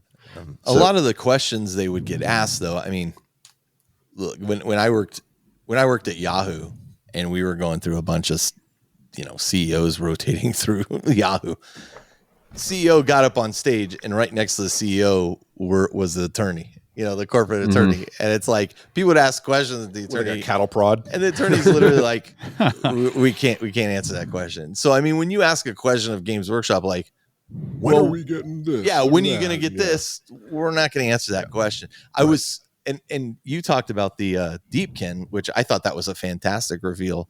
And I still remember this day, like I got a question asked and they were like, oh, that's a really good question. Because it wasn't about, well, when are you going to do this or when are you going to do that? It was, explain to me a little bit about how this army plays and why is this army different than, and they were like so excited. They're like, oh yes, like it plays like the Tide and it does this. And I was like, they were like, you got an actual response because you asked a question that wasn't something that they're not going to answer. Right. They're not going to answer. I think when it comes also to format, the Nova one specifically was something that I think just didn't work. It felt like it was just kind of vamping for time, because they'd show, if let's say they show a model, they now talk with the designers for like 5-10 minutes about that model. And if you like that model, that's cool. That's the kind of thing I'd love to see on Warcom the next day. But if I'm at like a reveal show where I feel like I'm in a room, my time is kind of like valuable. I don't really necessarily want to watch that right now. And if they show you like the smoky kind of lit effect spinning model, right? Like they don't show you, and then that comes up on like Warcom like later that day or an hour later. Right. Yeah. Like, and if I don't, and now all they're showing you is literally the video that they're putting on Warcom. Yeah, like it's not a same kind of presentation. Yeah. And if I don't like the model, I don't want to watch someone talk about it for 5-10 minutes, even if they clearly love and care about it, because like, well, I think the thing looks, it's not for me anyway, so you're not going to sell me on this. So I think that's just. I think the thing is they change format basically every single one of these things, and they don't really settle on just one, which I think is kind of cool, but also like I feel like it worked the first time, and they should just kind of stick to what works. Well, the power has gone out in Phil's room, but he's got battery in his laptop still. Is that what's happening? So the audio can still hear me, but the video, you're not going to see my pretty face anymore. Which is fine. Is we want to get to you so that we don't waste too much of your battery, and then it's good. It was fully charged, so we're good to go. So we're going to carry on. I'm picturing Phil just sitting in the dark. Yeah, that's exactly what's happening. I'm just sitting in the dark of this hotel room, and I'm just like, But what are you wearing? Sacrifices sacrifices. You will never know because the camera's off. Sacrifices need to be made, so I'll do what I can here. I used to go to like the ones that they would have at Nova, and I remember one year we went there and they had the free Sisters model, the first plastic underneath underneath everyone's seat, they and it was like. you. Yeah, exactly. And it was a cool experience to go there because it was like the only time you're going to hear this is basically if you're there, and like that's what's going to happen. And now I think they, when the pandemic happened, they started doing the online reveals and the online like reveal events. They realized that like the reach that they could get by just basically making this into like a virtual thing was better than the whatever 200, 300 people that they can get into a room at a convention. And they put their effort into making the digital content that they had better, because you're reaching far greater number of fans that way than you are the people in the event. And maybe Phil, that's a really great point. That's a really great point. And I think that's what it comes down to, is that maybe what it takes is they need to figure out like something else to create that like the specialness of being in person in the situation. But I think they're just like, it might just be this like transition period right now where they're realizing that like their effort needs to go to the broader audience. Like they don't have like the, putting the resources to entertain a couple hundred people doesn't pay off as well as putting in the resources to entertain thousands of people out there in the greater world. So you know what they could do? That kind of gets both things is, hey, we're announcing new Deepkin or whatever, and in this case we have all the models. So that you can actually go and look at them and see them, not pictures of them. And that takes them literally it takes them nothing to do. Totally. They just have to bring, and they've already models. been created forever. Already painted and fully painted. That would be, even if they weren't fully painted, literally if they were just the plastics, people could go look at them and say, oh, that, okay, now I'm actually seeing it. And that could be kind of interesting. They did something similar with that at the World Championships and the Grand Narrative. They had a reveal there, and they revealed the Weta Workshops like big giant Titus that they were doing. And while they were doing the presentation from the back, they brought in like one of the big giant Weta like statues, and they're like, by the way, on your way out, you can see it in person right there in the back of the room. It was super sick, and it was super cool to see. And it was like, oh, this is really rad being like some of the first people to see it in person. And especially something, but like, you know, it's like something like that. You're not going to, like, most people are not going to buy that. You know what I mean? Like, most people don't have the money to buy like the thousands of dollars to get a Weta Workshop, like, production. But it was like one of those things. Like, it felt special. It felt cool. And that's, like you said, that would be rad to be able to see the things in person and get a idea of scale and like what they look like and everything like that. So I like to see the return of the videos. Like I remember when the Drukari got redone and you had Jess Goodwin and Phil Kelly sitting there talking about, it was like they spread it out over like 2 or 3 videos, and it was just them sitting there talking about the design process and both miniatures and rules, you know. And I don't know that they're still doing that. There's like little tidbit they videos still talk here they still talk about it a bit, and that's I think Dan's point is, or oh my lord, Campbell's point. Wow. Let me tell you, often I used to say Jody and Josh, and then we added Justin. That was bad. I'd mix those two up. Campbell's point was, you know, that you're sitting there watching 10 minutes of a video that maybe is not relevant to you, so it's kind of your wasted time in those reviews. But outside online, of like it's fine. Yeah, online, just that's kind of outside of like the and I think Phil has a really good point around the reach of these things is much bigger than the 300 people. So totally. All right, let's listen. Going along the lines of community, what role do you think? And the reason I bring this up is because Brent from Goobertown Hobbies just did this really interesting video where he was talking about, as he was painting, that the need to disclose, like, hey, you know, I've been sent this model and so I'm painting it and I want you to see that. And then, but like everything he does or everything he talks about in that video, he's saying, I'm not necessarily trying to push people to these things, but I'm explaining what I'm doing. And by its nature, I'm pushing these things. Maybe this group sent me these brushes, and so I'm going to try these brushes out because, you know, and I'm going to film it. Mm-hmm. Whether I like the brushes or not, at that point, people see me using them, and so maybe they think, oh, I want to try those brushes. But what role do you think content creators, whether they're YouTubers, podcasters, you know, whatever, live play folks are playing in the shaping of Warhammer and the tabletop gaming community? That's a pretty broad question, but like, there's a lot of podcasts out there. There's a lot of video channels out there now. Like, and Games Workshop is also supporting those in some ways by sending material to them to look at and review in pretty rapid turnaround. But that didn't used to happen at all. Games Workshop's state on it used to be like, why would we send people to advertise our stuff when they're already talking about it for free? What do you think the impact of these channels and such are having on the development of Warhammer 40,000 or Age of Sigmar or those kinds of things? Do you have any thoughts on that, Justin? For sure. I mean, I think provided that people that are given these free things are not just being shills. Mm-hmm. Like me. Like you. Yeah. Are we still getting free stuff? I didn't sell out. I bought in. You know, look, I think no, we are not getting free stuff. No.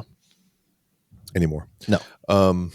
I think it's all good thing, mostly because people that are passionate about this. Like, a lot of these channels are not making millions of dollars.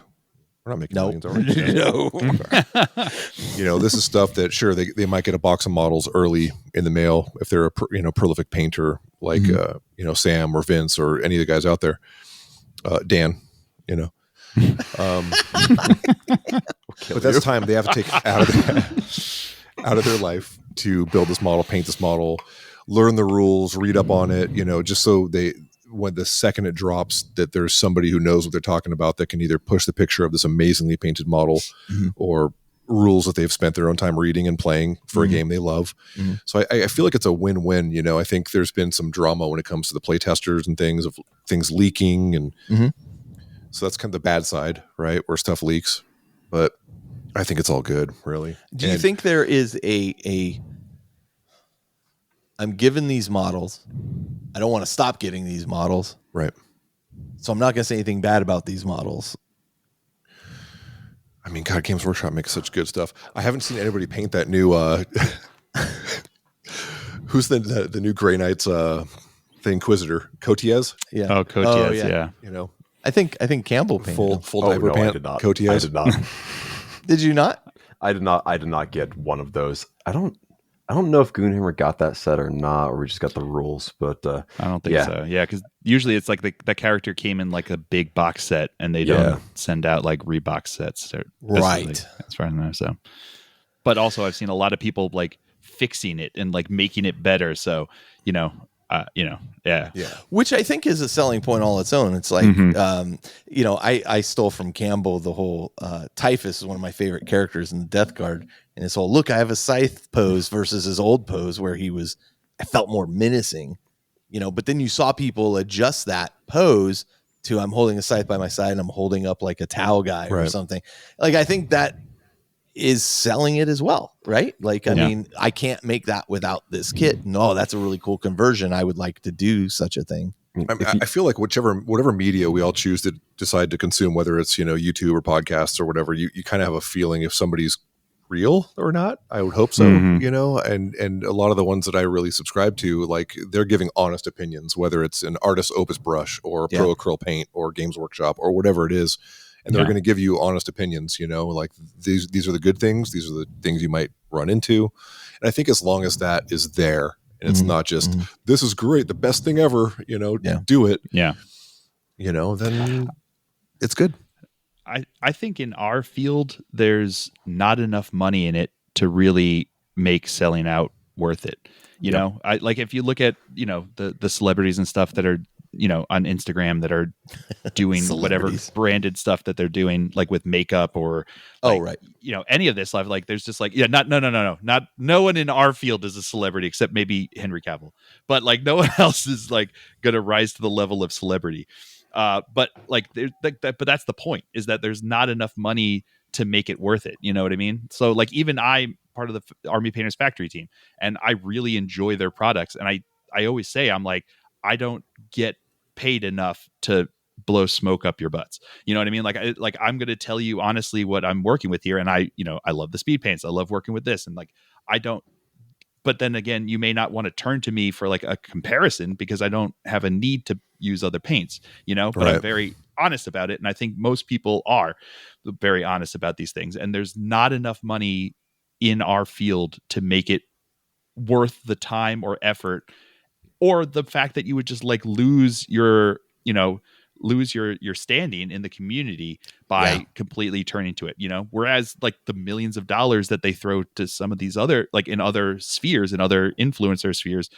Yeah. Like then you kind of question where it's like, oh, do you really use that makeup, or did you just get paid like hundreds of thousands of dollars to put one reel of it up there? Like no one in our field's getting paid hundreds of thousands of dollars. GW's not paying literally anybody out here. They're just sending it, it's the cost of shipping and like the 3 cents in plastic that it actually cost them to print it out to these people. And like, and that's what it comes down to. And it gives us, gives the community access so that, the word and the view and like what you get from them isn't completely controlled through their channels. And you can actually get it from the mouths of different people viewing it differently or using them differently, or, like discussing different things, like so many channels that I've seen when like books come out for, and I've even done it myself, like being disappointed in things, and GW doesn't stop sending you stuff just because you don't like as long as you're made. As long as your criticism is constructive and, exactly. I think that's fine, Yeah. Honestly, even if it's not super constructive, as long as it's not like a threat, they're gonna keep sending hatred. Right. They're gonna vitriol. If you don't make them look awful, they'll keep sending you stuff. Because like it is the role of people like us to create context around this stuff. So there is a voice that isn't just the one where Games Workshop's got its hand on the ball.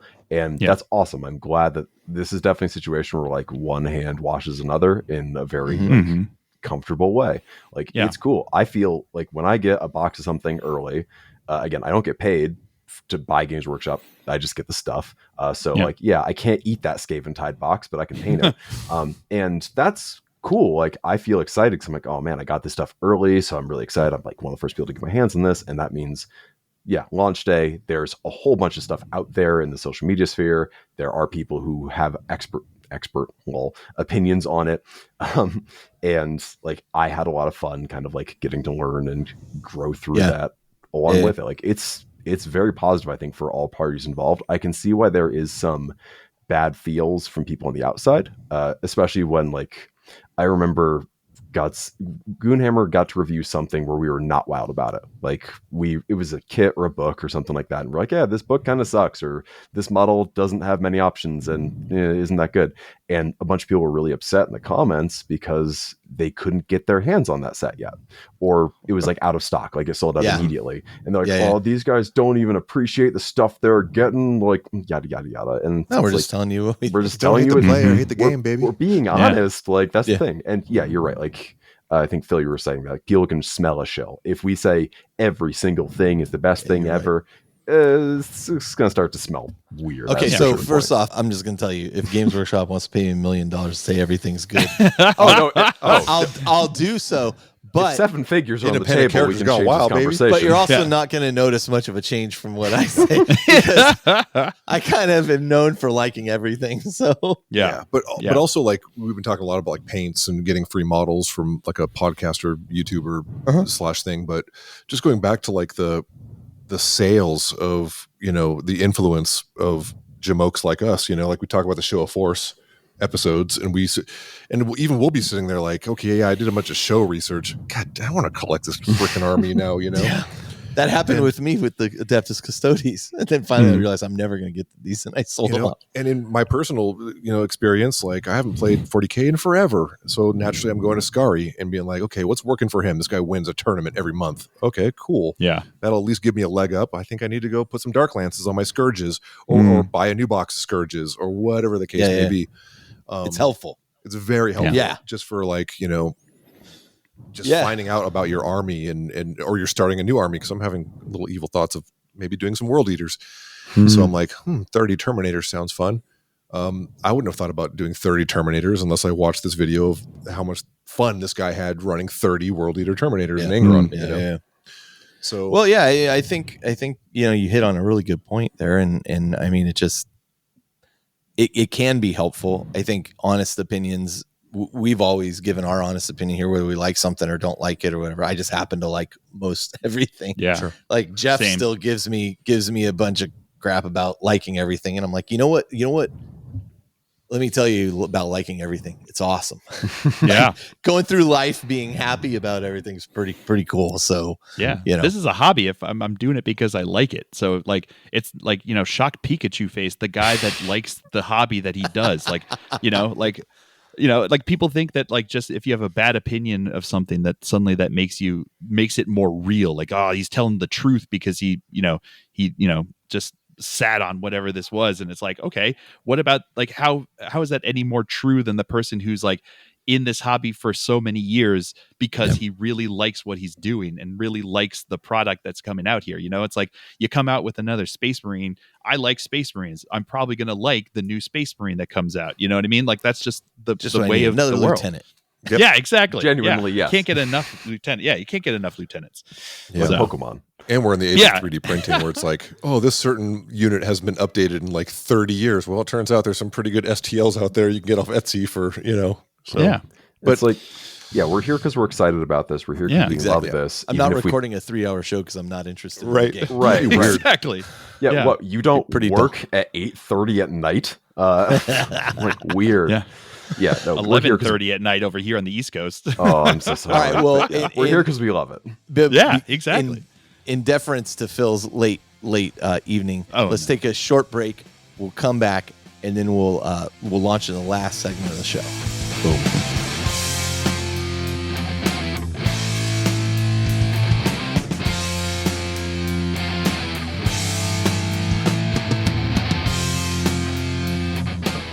All right, and we're back, and I've got 3 more questions that we can get through for you guys. Hopefully we get through them before Bill's battery dies.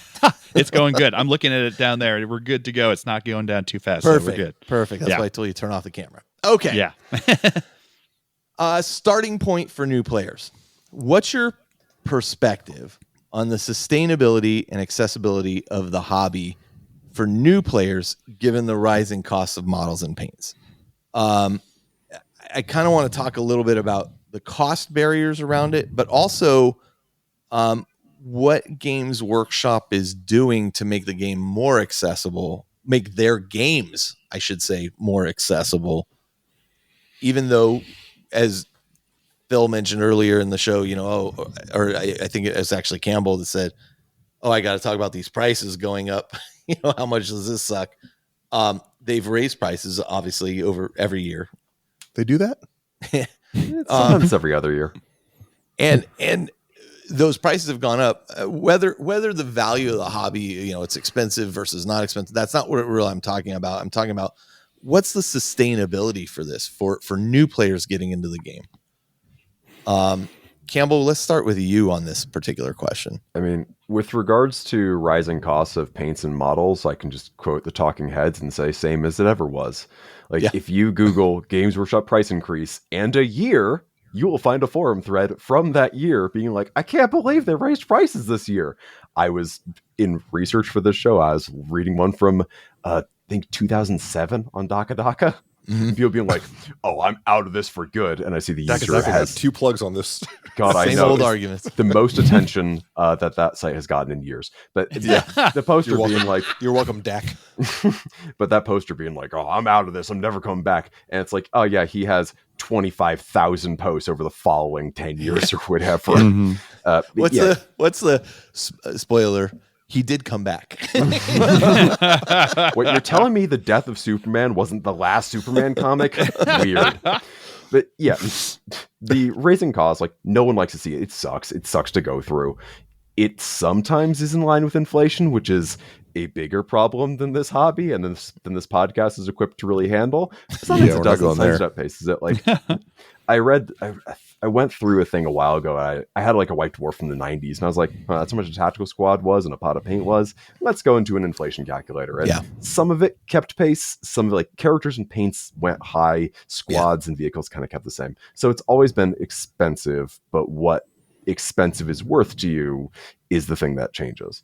How sustainable that is for new players, same as it ever was in a lot of ways, but in other ways, I feel like if I was a new player, I'd be much happier than the new player in the 90s or early 2000s because there are so many free resources from Games Workshop and others out there. There are so many other paint companies that do paints as well, better, not as well, whatever, as Games Workshop, various prices.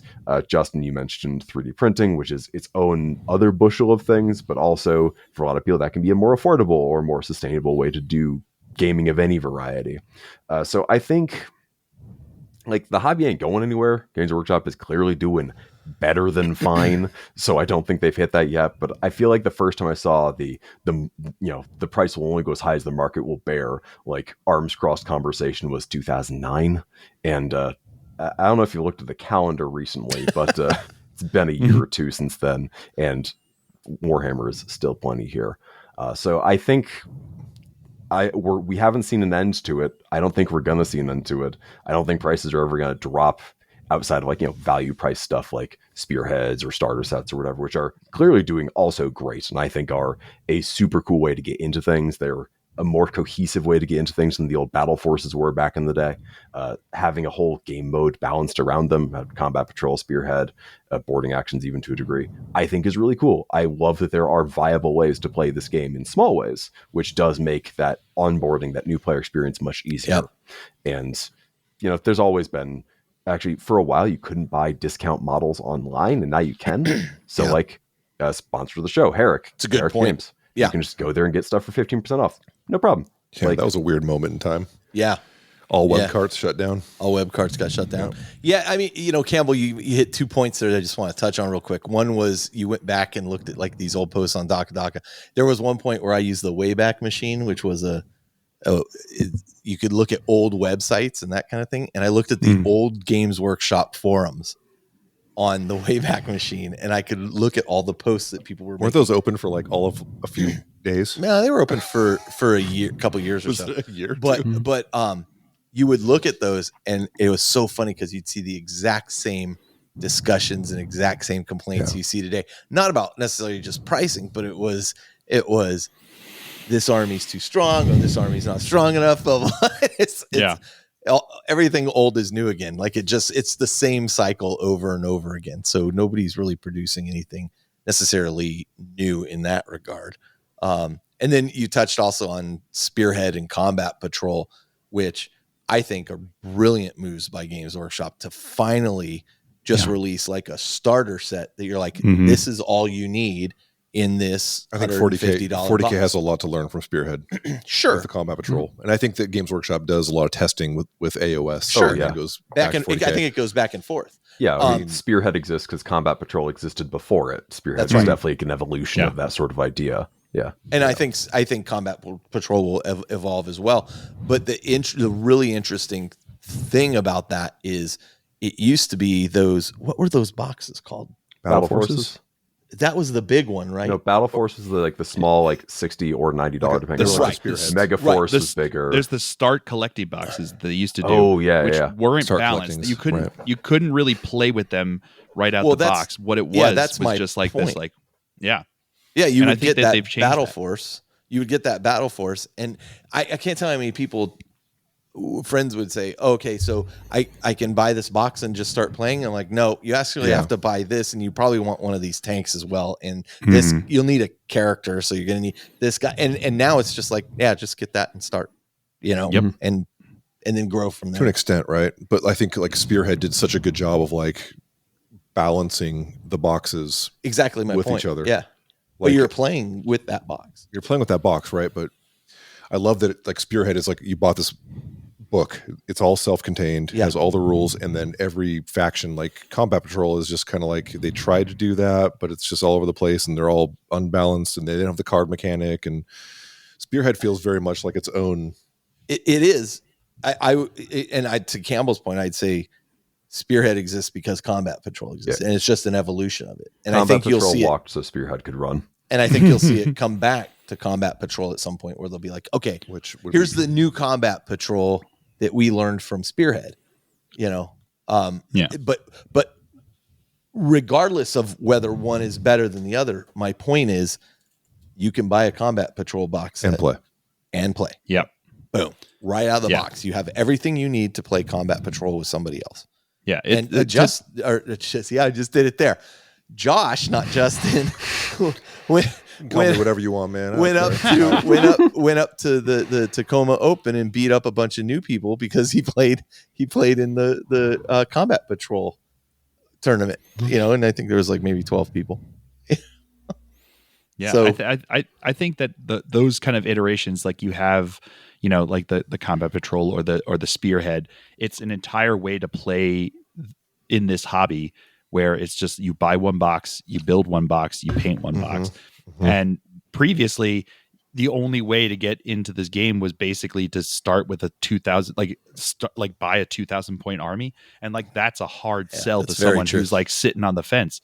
And having that thing where it's like, this person can try a Combat Patrol, they can try a Spearhead. And if they don't like it, if they didn't like the army, if they didn't like how the game goes, they could just get rid of it. Or they could buy another Spearhead, a different, Combat Patrol, or they could just get back out of the hobby. But if you go to someone, you're like, you need to buy a 2,000 point army to try this game.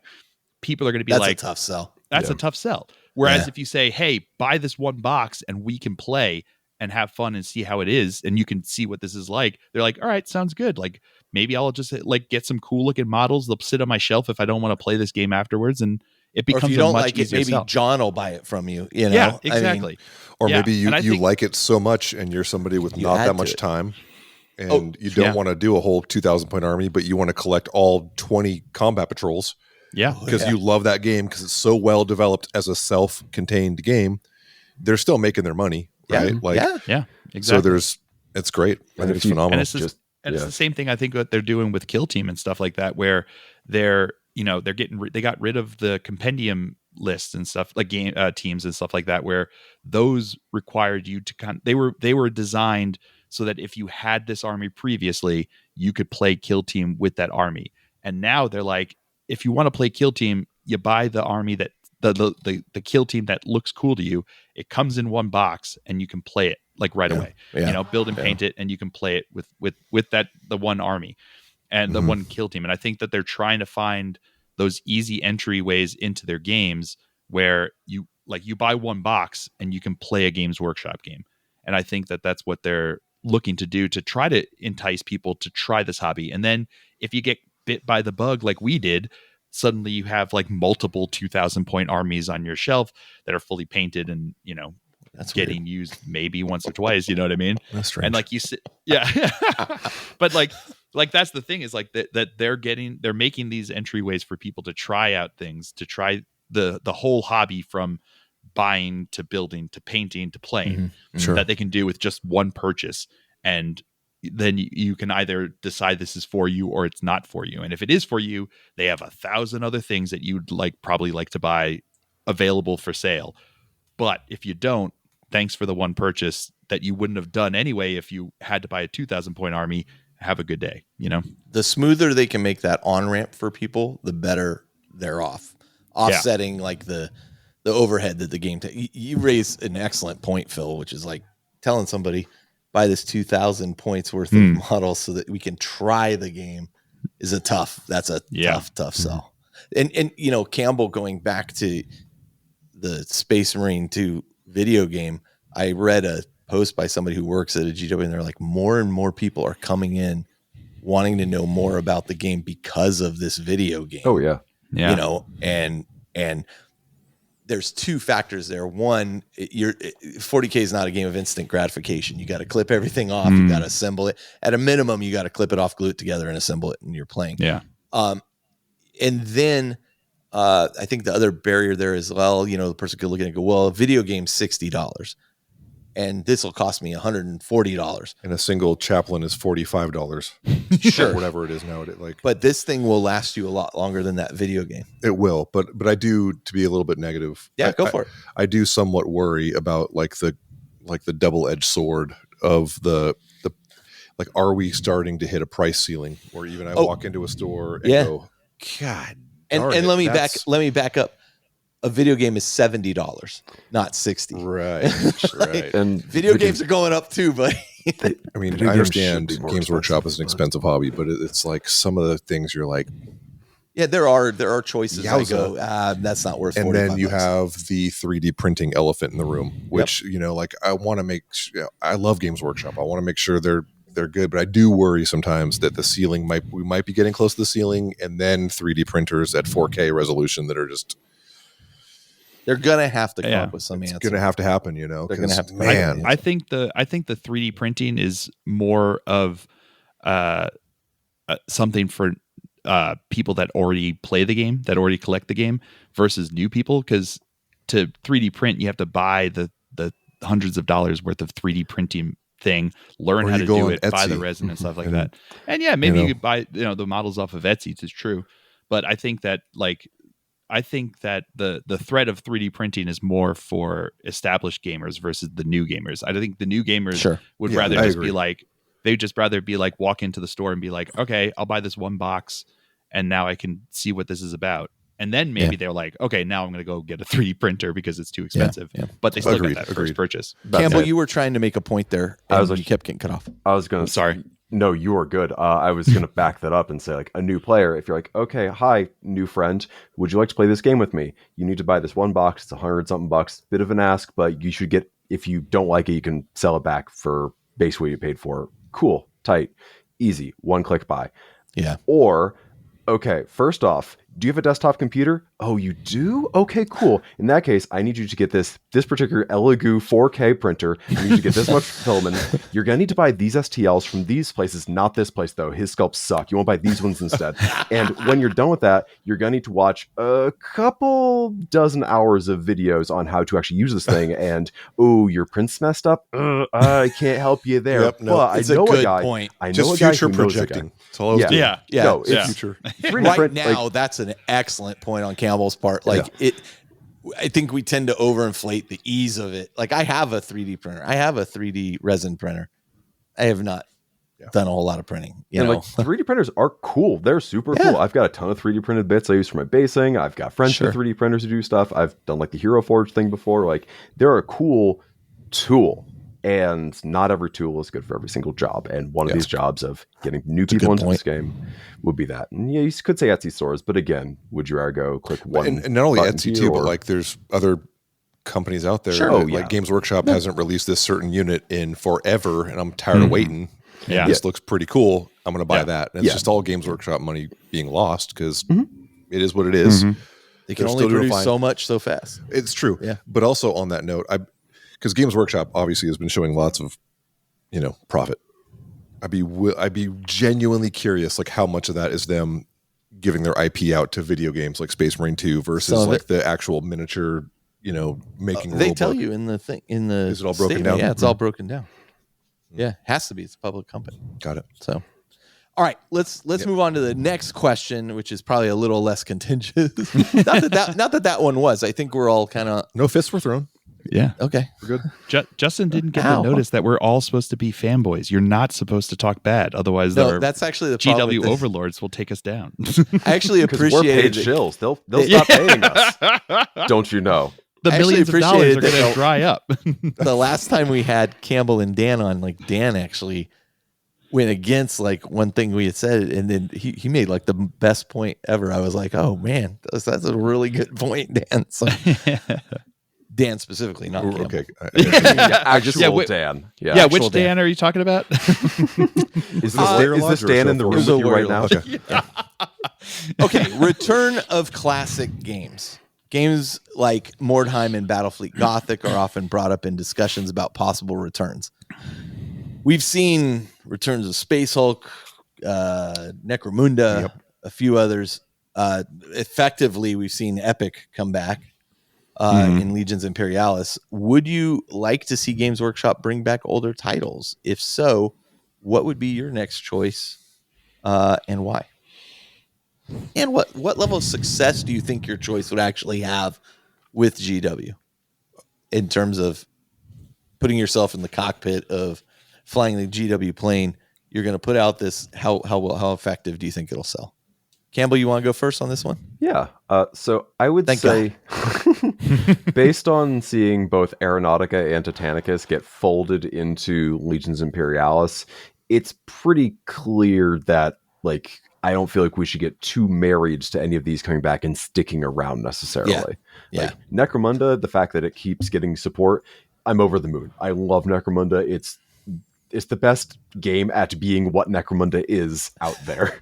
Fair enough. I love it for that. I love it for that so much. It is messy. It's beautiful. It's perfect. It's perfect at being imperfect. But like, I can't really, that would have been my holy grail. Like when they announced that at, again, that Adepticon 2017, I practically like Vince McMahon out of my chair. But like, yeah, I'd love to see, like, it'd be cool if Mordheim came back, because Mordheim is cool, but most of my fondness for that is all in the aesthetic and like the arts and the people who made it. And Tuomas Pirinen and a bunch of his other like associate people are making Trench Crusade now. So if you want the new Mordheim, I guess kind of go play Trench Crusade. It's called Trench Crusade? Trench Crusade, yeah. It's got a Kickstarter at the end of this month. It's a alternate World War I, Holy War. It's got like a bunch of like ex-Blizzard and Games Workshop people working on it. The art's awesome. I need to take a look at that. Sounds cool. So yeah, it does look cool. But I'll put a link in the show notes. Yeah, but I would say, before I get into what I'd actually like, I'd say my biggest surprise is that they haven't done some sort of Space Hulk related thing, because they got new Terminators and new Gene Stealers and this great boarding actions terrain. Pardon our previous grumbling about it. That feels like it would be pretty perfect for Space Hulk. So I'm shocked that hasn't been a box set. But if I were to want to be like, all right, putting my shot out there, bring back one classic game, it would be Battle Masters, which is the Milton Bradley Games Workshop. That's so funny. You took that right out of my brain. That's hilarious. It's baby's first war game, and it's really fun. I feel like it would work. I feel like it would work. For those who didn't know, it was like a 5 foot by 5 foot vinyl mat with like hexagons on it, and you had like little breakdancing mat. No, it legit was a twister mat. That is Twister mat. That's why it is that size. Is because it was like they had the mats available from Twister. No, or it was plastic, so. Could be a murder mat too. No, he's right. It was vinyl. No kidding. It was a twister mat. It's the same size. It was a fold out, dude. That was a box packed full of love. But it's interesting that's why it was that size. I think Dude, I went Hero Quest, Battle Masters, and then 3rd edition Fantasy. So I'm here along this journey with you. Hero Quest is back from Hasbro, but again, it's with different cover art without the Warhammer branding. But yeah, there was an interview. I think Jordan Sorcery, that YouTube channel, had it with the guy who was responsible for like boxed games at the time, and he was like, "Yeah, it was the Twister mat." But yeah, it was this hysterical Milton Bradley thing where you had like these little regiments of like square base with 5 or 6 Warhammer Fantasy models on it, and they were pretty close to ones out there. And it was like an Empire army versus a Chaos and Orc one with an Ogre in there, and activation was card based, so it was like kind of randomized that way. It was full of all this awesome artwork. The rules were dumb simple. I came with a plastic tower. It came with a plastic tower that I still own. I still have it too. That's like every Warhammer table in the 90s through early 2000s had one of those on it. And I feel like you could easily remake it either at that scale, sure, why not? Or do like a board game size one where you just like each hex is just like one Age of Sigmar model, like instead of like a regiment of 5 Empire dudes, it's like, okay, here's one free guild soldier. What would that box cost in Games Workshop money nowadays? That box back then cost, I think, $50. Which was expensive back then. Yeah, that would be like a $500 box nowadays at least. There were so many models in there, so many. Look at how many were in Leviathan. Dude, there was you had knights, you had foot troopers, you had archers, you had a cannon, you had an ogre. It was like Leviathan has a lot of models, and they were all terrible. They were all terrible. They were honestly, for Games Workshop / Milton Bradley Plastics in 1992. For 92, they were good, but there was like 100 models in there. And like that big mat and all that. It was. It's great. I love that game. I played it on Tabletop Simulator with my dad during COVID a few times. Because that's amazing. It was one of our like games. We even like as an adult when I'd go back to my parents' house, sometimes we just like bust it out and play Battle Masters because it's fun. It's a dumb, simple, fun game. Campbell, I want to play that on Tabletop Simulator. if the mod doesn't fill my computer with Russian spyware or crash, I'd be happy to play that with you. All right, to be fair, Leviathan came with 72 models. So. Ooh. We'll do the math. But dude, at the time as a kid, I think I was probably like 10 or 11 when that thing came out, and it was like tight. I was so into Dungeons and Dragons at that point that thing came out. Yeah. Phil, what about you?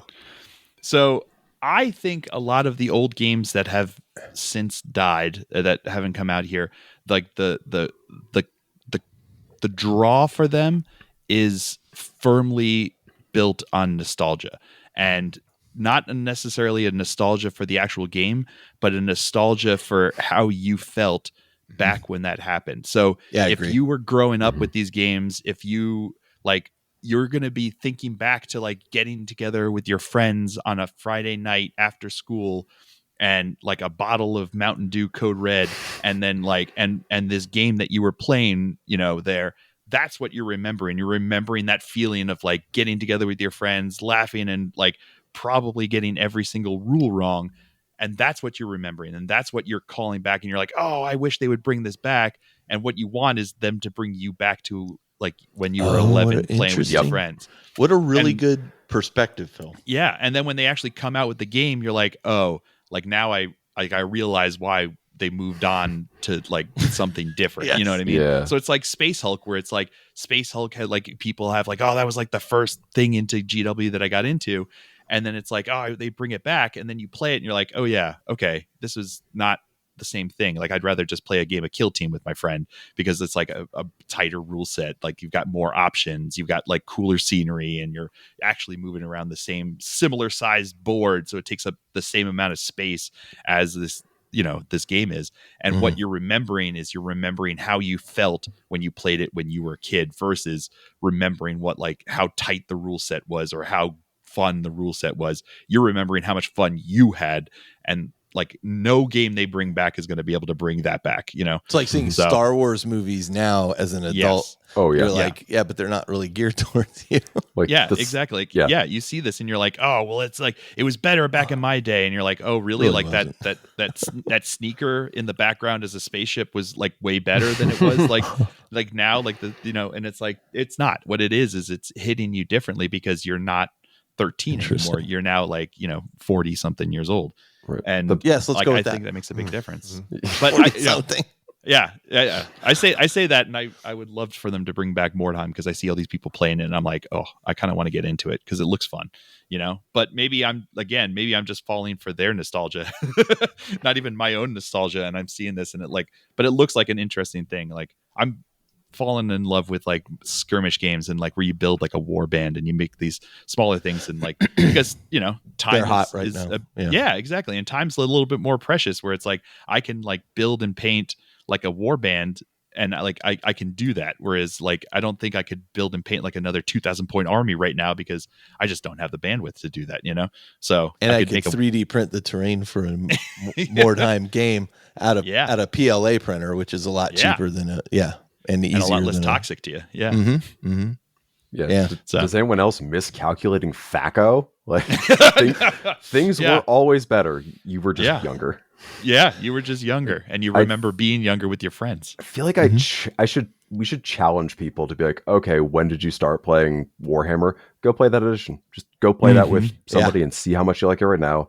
And that's a good point. Like, I wonder if it holds up because we did a Battlefleet Gothic game episode many years ago. Justin was part of that, and we played with a bunch of friends, and we sat down and we played this. And I remember Justin and Chris and everybody were like, "This is the best game ever. It's so good." And then we played, and I was like, this is fiddly as hell. like this is, and then I played other fleet-based games, Firestorm Armada, and I was like, they've clearly modernized these rules. Like this moves so much smoother. It makes more sense. It's less cumbersome. And that was the first point where I was like, nostalgia is a hell of a drug. And for me, Mordheim would be my choice, but is that picked up by Warcry these days? I think kind of, sort of. It's interesting. Thematically, no. Functionally, also no, but also sort of yes. Yeah, I've never played the campaign play that. And I think that's how you got to campaign play for Warcry. I mean, that's what made Mordheim is the campaign play, right? Medieval Necromunda, right? Yeah. Which even the new 2017 Necromunda is like taking it's not mechanically the same as old Necromunda. It's mechanically much more modern and taking some inspiration from that. And like, it's still clunky and stacked full of stuff. It still has the flavor. It still has the sauce, but it is not the same game. Like that's always the challenge with remakes, updates, whatever is how can we make it what you remember, not what it was. Yeah. There's got to be a way to like set dress the new game. So it still hits those like nostalgic notes and still makes you want to do it, but like doesn't necessarily like hold itself back because of the fact that gaming has like evolved over the last decades. Yeah, it's evolved to a different place. So you got to find that balance, and I think that's hard. And I think that you see that, like you said, like they did Titanicus, and then they did Aeronautica Imperialis, and then they like eventually realized like they had to create like a whole new thing, and that's why they made Legion Imperialis, which is basically like Epic but different and improved because it's all and it's like but it's the same size, and it's like it still hits those kind of notes that you remember and that you see, but it doesn't hold itself back and chain itself to the past. Yeah. Titanic is still a fully realized game, by the way. It's great. So, all right. And we already got your answer, which was Battle Masters. and no, I was kind of just brought back to memory lane by Campbell. Honestly, like I'm at the point right now where Games Workshop needs to pump the brakes. They need to pump fair enough the brakes. That's genuine. There's a lot of stuff that would I like to see Battlefleet Gothic re-envisioned with like maybe a little bit bigger battleships, more detail, and way cool rules. Sure. Would I like to see more time? Just pump the brakes, dude. There's enough. Get your codices out there. There's enough. But those are entirely different teams working on this. Sure. Pump the brakes. But they are taking up probably plastic. Same factory. Printing. Yeah, same factory, and the factory has limitations. Fair enough. Factory. Just focus on making your core games. You know what, Justin? I think that's a very fair point on your part. Yeah. And if I want to play Necromunda, or Mordheim, I can still play with the old rules. They're available. So yeah. Fair enough. All right. Last question. Rules complexity, including codexes. 10th edition has some legs under it now. It's been around a year. Yeah, July. About a year. July about a year now. Yeah. So, how do you feel about the complexity of 10th edition now, especially compared to earlier editions of the game? So, codexes all seem to be kind of following like the same format, right? You get like a codex. It has like these detachments that you take, these 4 to 6 detachments that you can take in the army. Cool. That's what you get. Here's the units. Here's the Crusade rules, which are all kind of a unique take on Crusade specific for that army. And how do you feel about the complexity of it, how the information is presented? Justin, I'm actually going to go to you on this first because you have a perfect example that if you don't remember to bring up, I'm going to remind you. But and how it's I'll probably forget. And how it's explained and how complex it is compared to previous editions at this point. Well, compared to second edition, keywords. We're going to be here for a while, boys. Keywords. Does that bring back key? Yeah. Yeah, the index was a little weird when we were looking in there, and there were certain missing letters where I was like, there was keywords on my data card, and I'm like, what does jump pack do? What does this do? And I'm like, the letter's not, J is not in the index. So remember when they didn't have an index? You'll take this partial index and you'll like it. Yeah, there was a couple weird moments where we're both Google searching and not finding what we're looking for. But I messaged Campbell. I was like, hey, do you know anything about jump packs? Like, no, they don't let you shoot heavy weapons without any sort of penalty. They're just, no, you just move different. And this is the problem trying to prove a rule. So that is what they do. Heard. No, he said they don't let you do it. They don't let you. Yeah. So what does jump pack do? Jump means you have fly. It means you have the fly special rule, so you can just jump over stuff and over other units. Heavy means if you stand still, you have +1 to hit. Right. Gotcha. Okay. But yeah, jump pack also there's some keywords that they use that are just like indicators for other rules to interact with. So like you might have have a stratagem that says like jump pack units can do this. Right. If you spend 1 CP, you can do this. Or you can have like grenade. Like grenade doesn't do anything except it allows you to use the grenade stratagem on that unit. Right. So Gotcha. Yeah. And what we were trying to do was disprove a rule you thought you'd heard of. And you're like, how come this rule isn't disproved anywhere? And I'm like, because I don't know where you got this idea that this was a rule. Well, my brain, because I was like, dude, everybody's talking all this hype about Dark Eldar Scourges, and they're hitting on 4s with Dark Lances. And then I thought about it later. I'm like, because they can use a pain token. There you go. And reroll hits. There you go. That's what it is. There it is. 4 up with a reroll. Yeah, so you're basically hitting all 4. But honestly, like the game did not seem that complex. We had a few rules we had to look up. Especially for a returning player. It felt very seamless getting back into it, and mostly the cards, just getting used to the cards and having to do this, that, the other thing. Mm-hmm. No, yeah, it felt like an old glove. It fit rather nicely. It'll be nice to see once all the armies are kind of updated. Mm-hmm. You're still running into certain armies being a little more powerful than others, and they're adjusting points here and there. But that's just part of a new edition, right? Yeah. But yeah, I mean. Complexity level. I mean, if you're fully into 40K and you have an army, it didn't feel like it was much of a leap for you. No. Campbell, what's your thought? You've played more than probably all of us combined, to be honest with you, with the amount tournaments you've been going to. Yeah, I grind through a lot of GTs. I feel like when I was at the Tacoma Open last year, I had to have like cards and everything for my first game. I looked at my cards sometimes in my second game. My third game, it was either in here or I knew how to find it in the app. Yeah. Like it took only a couple games to really like get it. And again, I've been here since third. So like there's a bit of edition bleed that I run into sometimes. Yeah. So that might actually even be what you're running into with like the jump pack heavy weapon thing. Cause like you've still got a couple decades of rules fighting for supremacy in your brain. And that's just kind of the curse of playing these games for a long time. Yeah.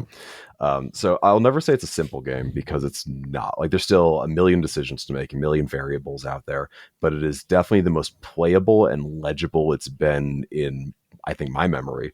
Because as much as you might like, okay, I got secondary missions that are very clear and concise and easy to read. Primary missions are very clear and concise and easy to read. And the commonality with all these things is that the language has changed. So I was going through like the old like 6th edition Warhammer Fantasy rulebook, just just for fun, taking off the shelf, just feel nostalgic, whatever. And 6th edition. It's a good edition. The rules text in there would have rules and flavor text intermingled a lot. Uh-huh. So there'd be like no rule text should ever have an exclamation point in it. Like that's fun, that's funny, but no rule text should ever. Unless you're playing orcs. if you're playing orcs, sure, and it's like a proper noun, but like the fact that now it's like your rule is so and so. Here's what it does. Little lore explanation down here. Perfect. That's the way like a magic card would do it, as opposed to back in the day, it would be like, you hear a thunderous kaboom and you roll 2d6 shots or whatever, which is like, that's fun. And I was talking actually with some of the Goonhammer crew about like D&D 5th edition, how it's gone from that more like descriptive sort of rule writing to this current thing where it's like, flaming weapon, it has the burning attacks keyword or whatever, and has some flavor text afterwards, and they feel that it's a little bit more clinical. And like, is it more clinical? Yeah, but it's also way more legible. And to someone who is easily distracted or has trouble reading or whatever, or what have you, like, it's definitely a lot easier to do this. And also it's just easier to look up the rules after the fact. So and also like a little bit less like paralysis of decision making, you know, like you're looking at the data card and it's just, that's what the unit has. Like they took from power level a little and just simple.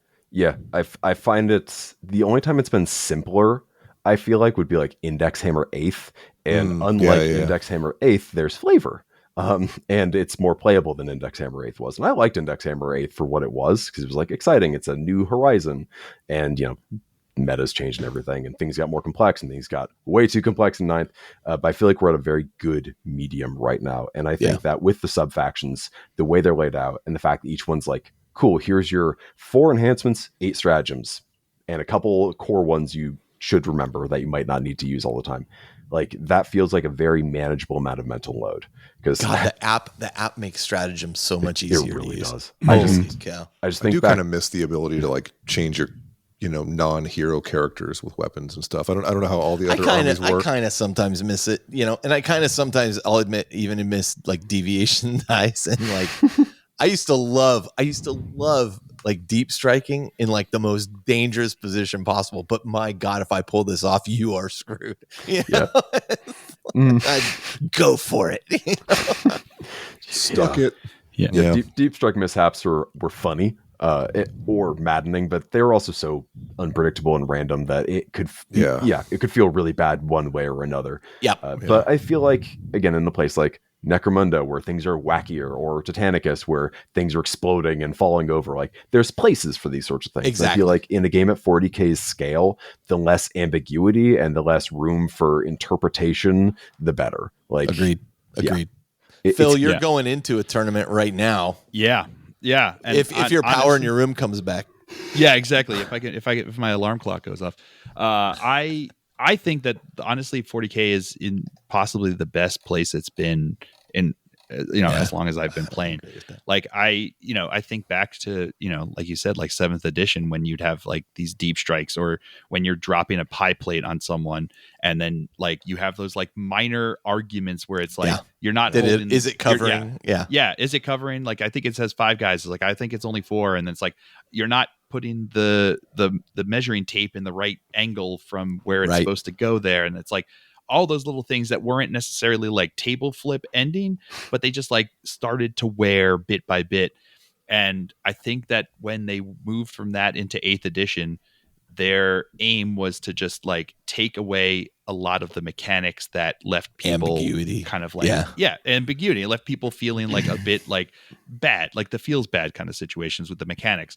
And then I think the development into 9th edition and then into 10th edition have been like how to tweak that so that it's a smoother operating game with the mechanics that were smoothed over for that. So like how to keep tweaking the tweaks that they were making there. And it feels to me like in 10th edition, honestly, it's in possibly the best place I think I've ever had. Like, they reduced the strategies that you have down to like like 6 or 8 or whatever that you have there. So you don't have like this command points, point farming. The command point farming is out of control. Exactly. Man, I know Carl misses having his land raiders immobilized by touching in the first movement phase of the game. Seriously, I had that so many times, because I would run my Terminators inside of these land raiders, and like turn 1 you hit a bush and you're like, oh, you're stuck, immobilized. You're stuck now. And it's like, okay, I guess these Terminators will now try to like advance for the rest of the game and never get to my opponent. Or my slow death guard walking. Yeah, exactly. The game or feels very murderous, like very much more murderous now. Like yeah, units just disappear. Remember, I was like, oh yeah, here's how much damage. You're like, oh my god, and I'm like, everything does a lot of damage. Just destructive. Which is fun. Like killing your opponent is fun, and I think that they realize that that's a fun thing, so they enhance that aspect of it, and still keep the kind of the tactical issues where you still have to try to get points to win the game. So you can have fun killing, and you can try to be tactical with like getting the points, and that's where I think they're starting to tweak the game to find that sweet spot where it's like enjoyable for people to play without these feel bad mechanic moments, and a lot simpler to keep in mind, so that when you show up at the table, you could be like, my army is running this detachment, which gives me this one rule, and on top of that, I can only use these 6 stratagems. Here they are, so that there's none of this like where it's like, oh well, the 30-second stratagem I could do, of attachments or whole deck of like when they had a whole it was deck too much of stratagems, and you only ever used like maybe 10. I'd pull out 5 and be like, these are the 5 I'm ever. I never used Vengeance for Calth with my Ultramarines. Right. I don't think I ever met a word bearers player. Word bearers, can you? But yet, even though like a lot of that has been trimmed out, like I still felt myself being very much like with my limited options, still making tough choices. Like it's still, they just trimmed the fat and made you go, okay, do you want to kill that? Do you want to capture this land? Well, I made a move in our game where I actually did a command reroll, and you were like, dude, I was blown away by is that going to be worth that point? And I'm like, it's a good point. Like command reroll is not necessarily worth the point unless it's critical. Command points, that was one of my favorite things of playing. I'm like, oh my God, thank God there's no 15 command. It's just, they're a resource at one point. And you have to pick decisively when you want to use those. So well done, GW. More decisions is not necessarily better decisions. And I feel Alan like we're in a used to talk about that there's a limit to the number of decisions you want to make based on any choice you're making. The one thing I do, the other, in all seriousness, like I don't miss deviation that much. Every now and then it's kind of fun. But the one thing I did really enjoy in the previous edition was, and they sort of do it now, but they simplified it a lot, where you if a unit has taken some units, if they've taken so much damage, now they're hitting one less. I used to like the degraded performance you would get on some units, and I thought they displayed it really well on the cards in previous editions, where it was like, oh, after my demon prince takes X amount of damage, now he's performing a little bit less. Like I really did think they had done a pretty nice job on that. Yeah, I mean, they still do it, but you just have like the bottom bracket and the top. You don't have the middle bracket, right? Plural sometimes anymore. Right. So it's a little less mental load, and I feel like it's one of those things.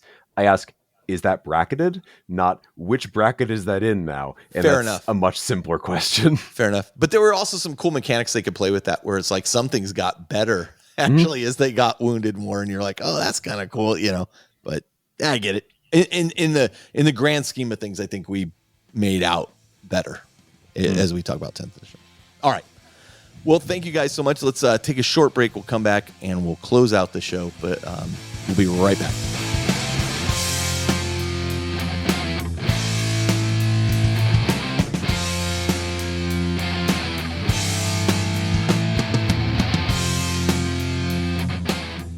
All right, and we're back with some final thoughts here. Anybody have any final thoughts, or we get them all out there?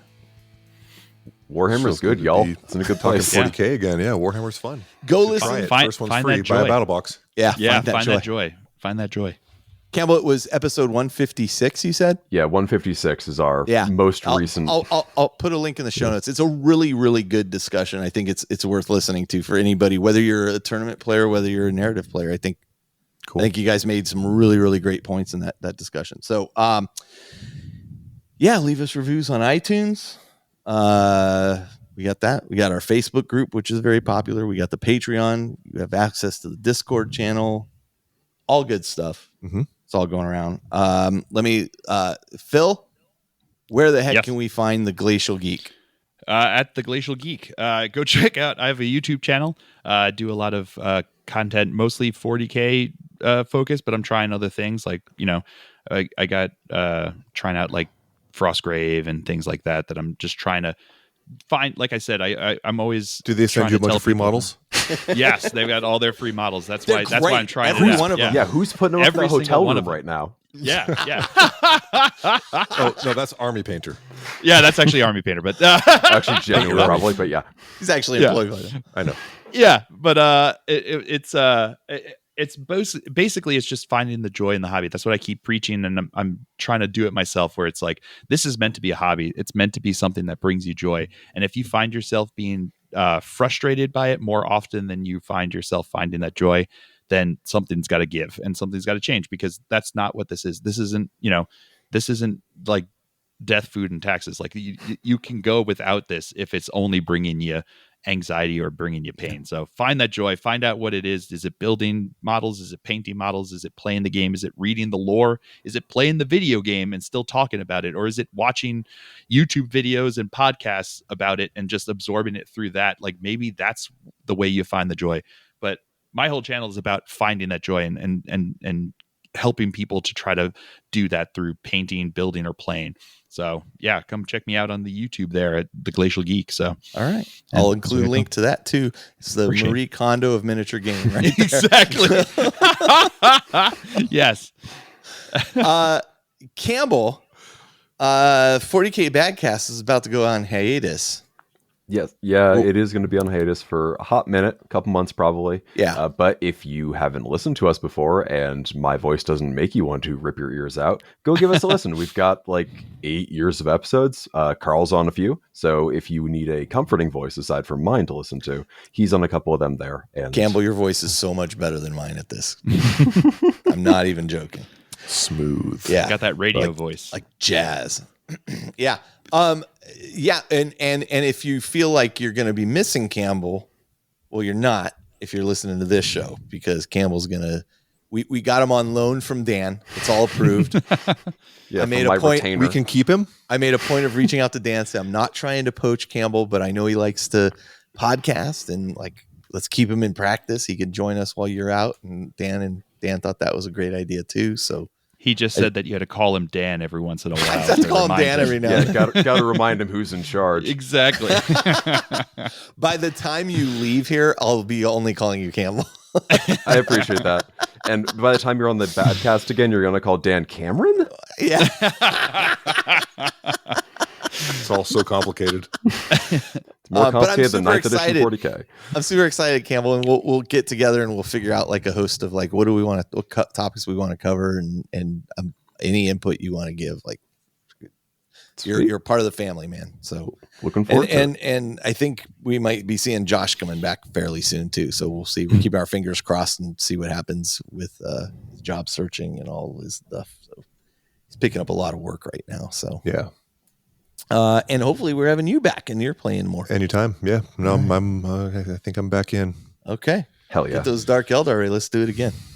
Gotta find a way to beat those. So I got my Death Guard too. We could throw down some Death Guard on. Look, my struggle is, you know what? I'm gonna work with you. Death Guard are terrible at sitting or on I'll objectives. work with Campbell on it. Get some idea for getting like, man, like your point, Campbell, earlier in the story was you're not doing all SMU small units, but the thing is you have like scouts and things that can, get out to those units and then sit there, hiding or whatever. Like you have Raptors and you have Raptors is an interesting choice. Raptors are a good choice for obliterators. Single obliterators. Cultists might not be a bad choice for like real cheap. Split those units, obliterators into 2 separate units, one down here on this objective, one on that. I don't think you can take them in ones 2 at a time. I think, right? I don't know. I don't have to go back and look. I don't play this game anymore. But you'll figure it out. Yeah. I just need a little help there. Anyway, I think that's it. I think we close it out on those good notes. Mm-hmm. Guys, I want to thank you so much for spending 3 hours recording, even though you really just all shills for 40K. Yeah, exactly. In the dark at midnight here because we're being paid millions by GW. That's right. That's right. And now we've broken those NDAs, those $1 million NDAs. Yeah. Shoot, that's how those I work. forgot. I wasn't supposed to talk about the cash. We gotta get day jobs now. Oh, man. That's and then go straight. All right. Well, record until a podcast. next time, this is Carl. This is Campbell. This is This Justin. is Phil. Sorry, this is Phil. No, I did it out of order. That's fine. And we're coming to you from the Astronomicon, where sleeves are always optional. Always. Being good at this game is not a prerequisite for enjoying it. And as always, stay safe and have fun. And I may be bad, but it feels good to be back, baby. All right. Well, we'll talk to you next time.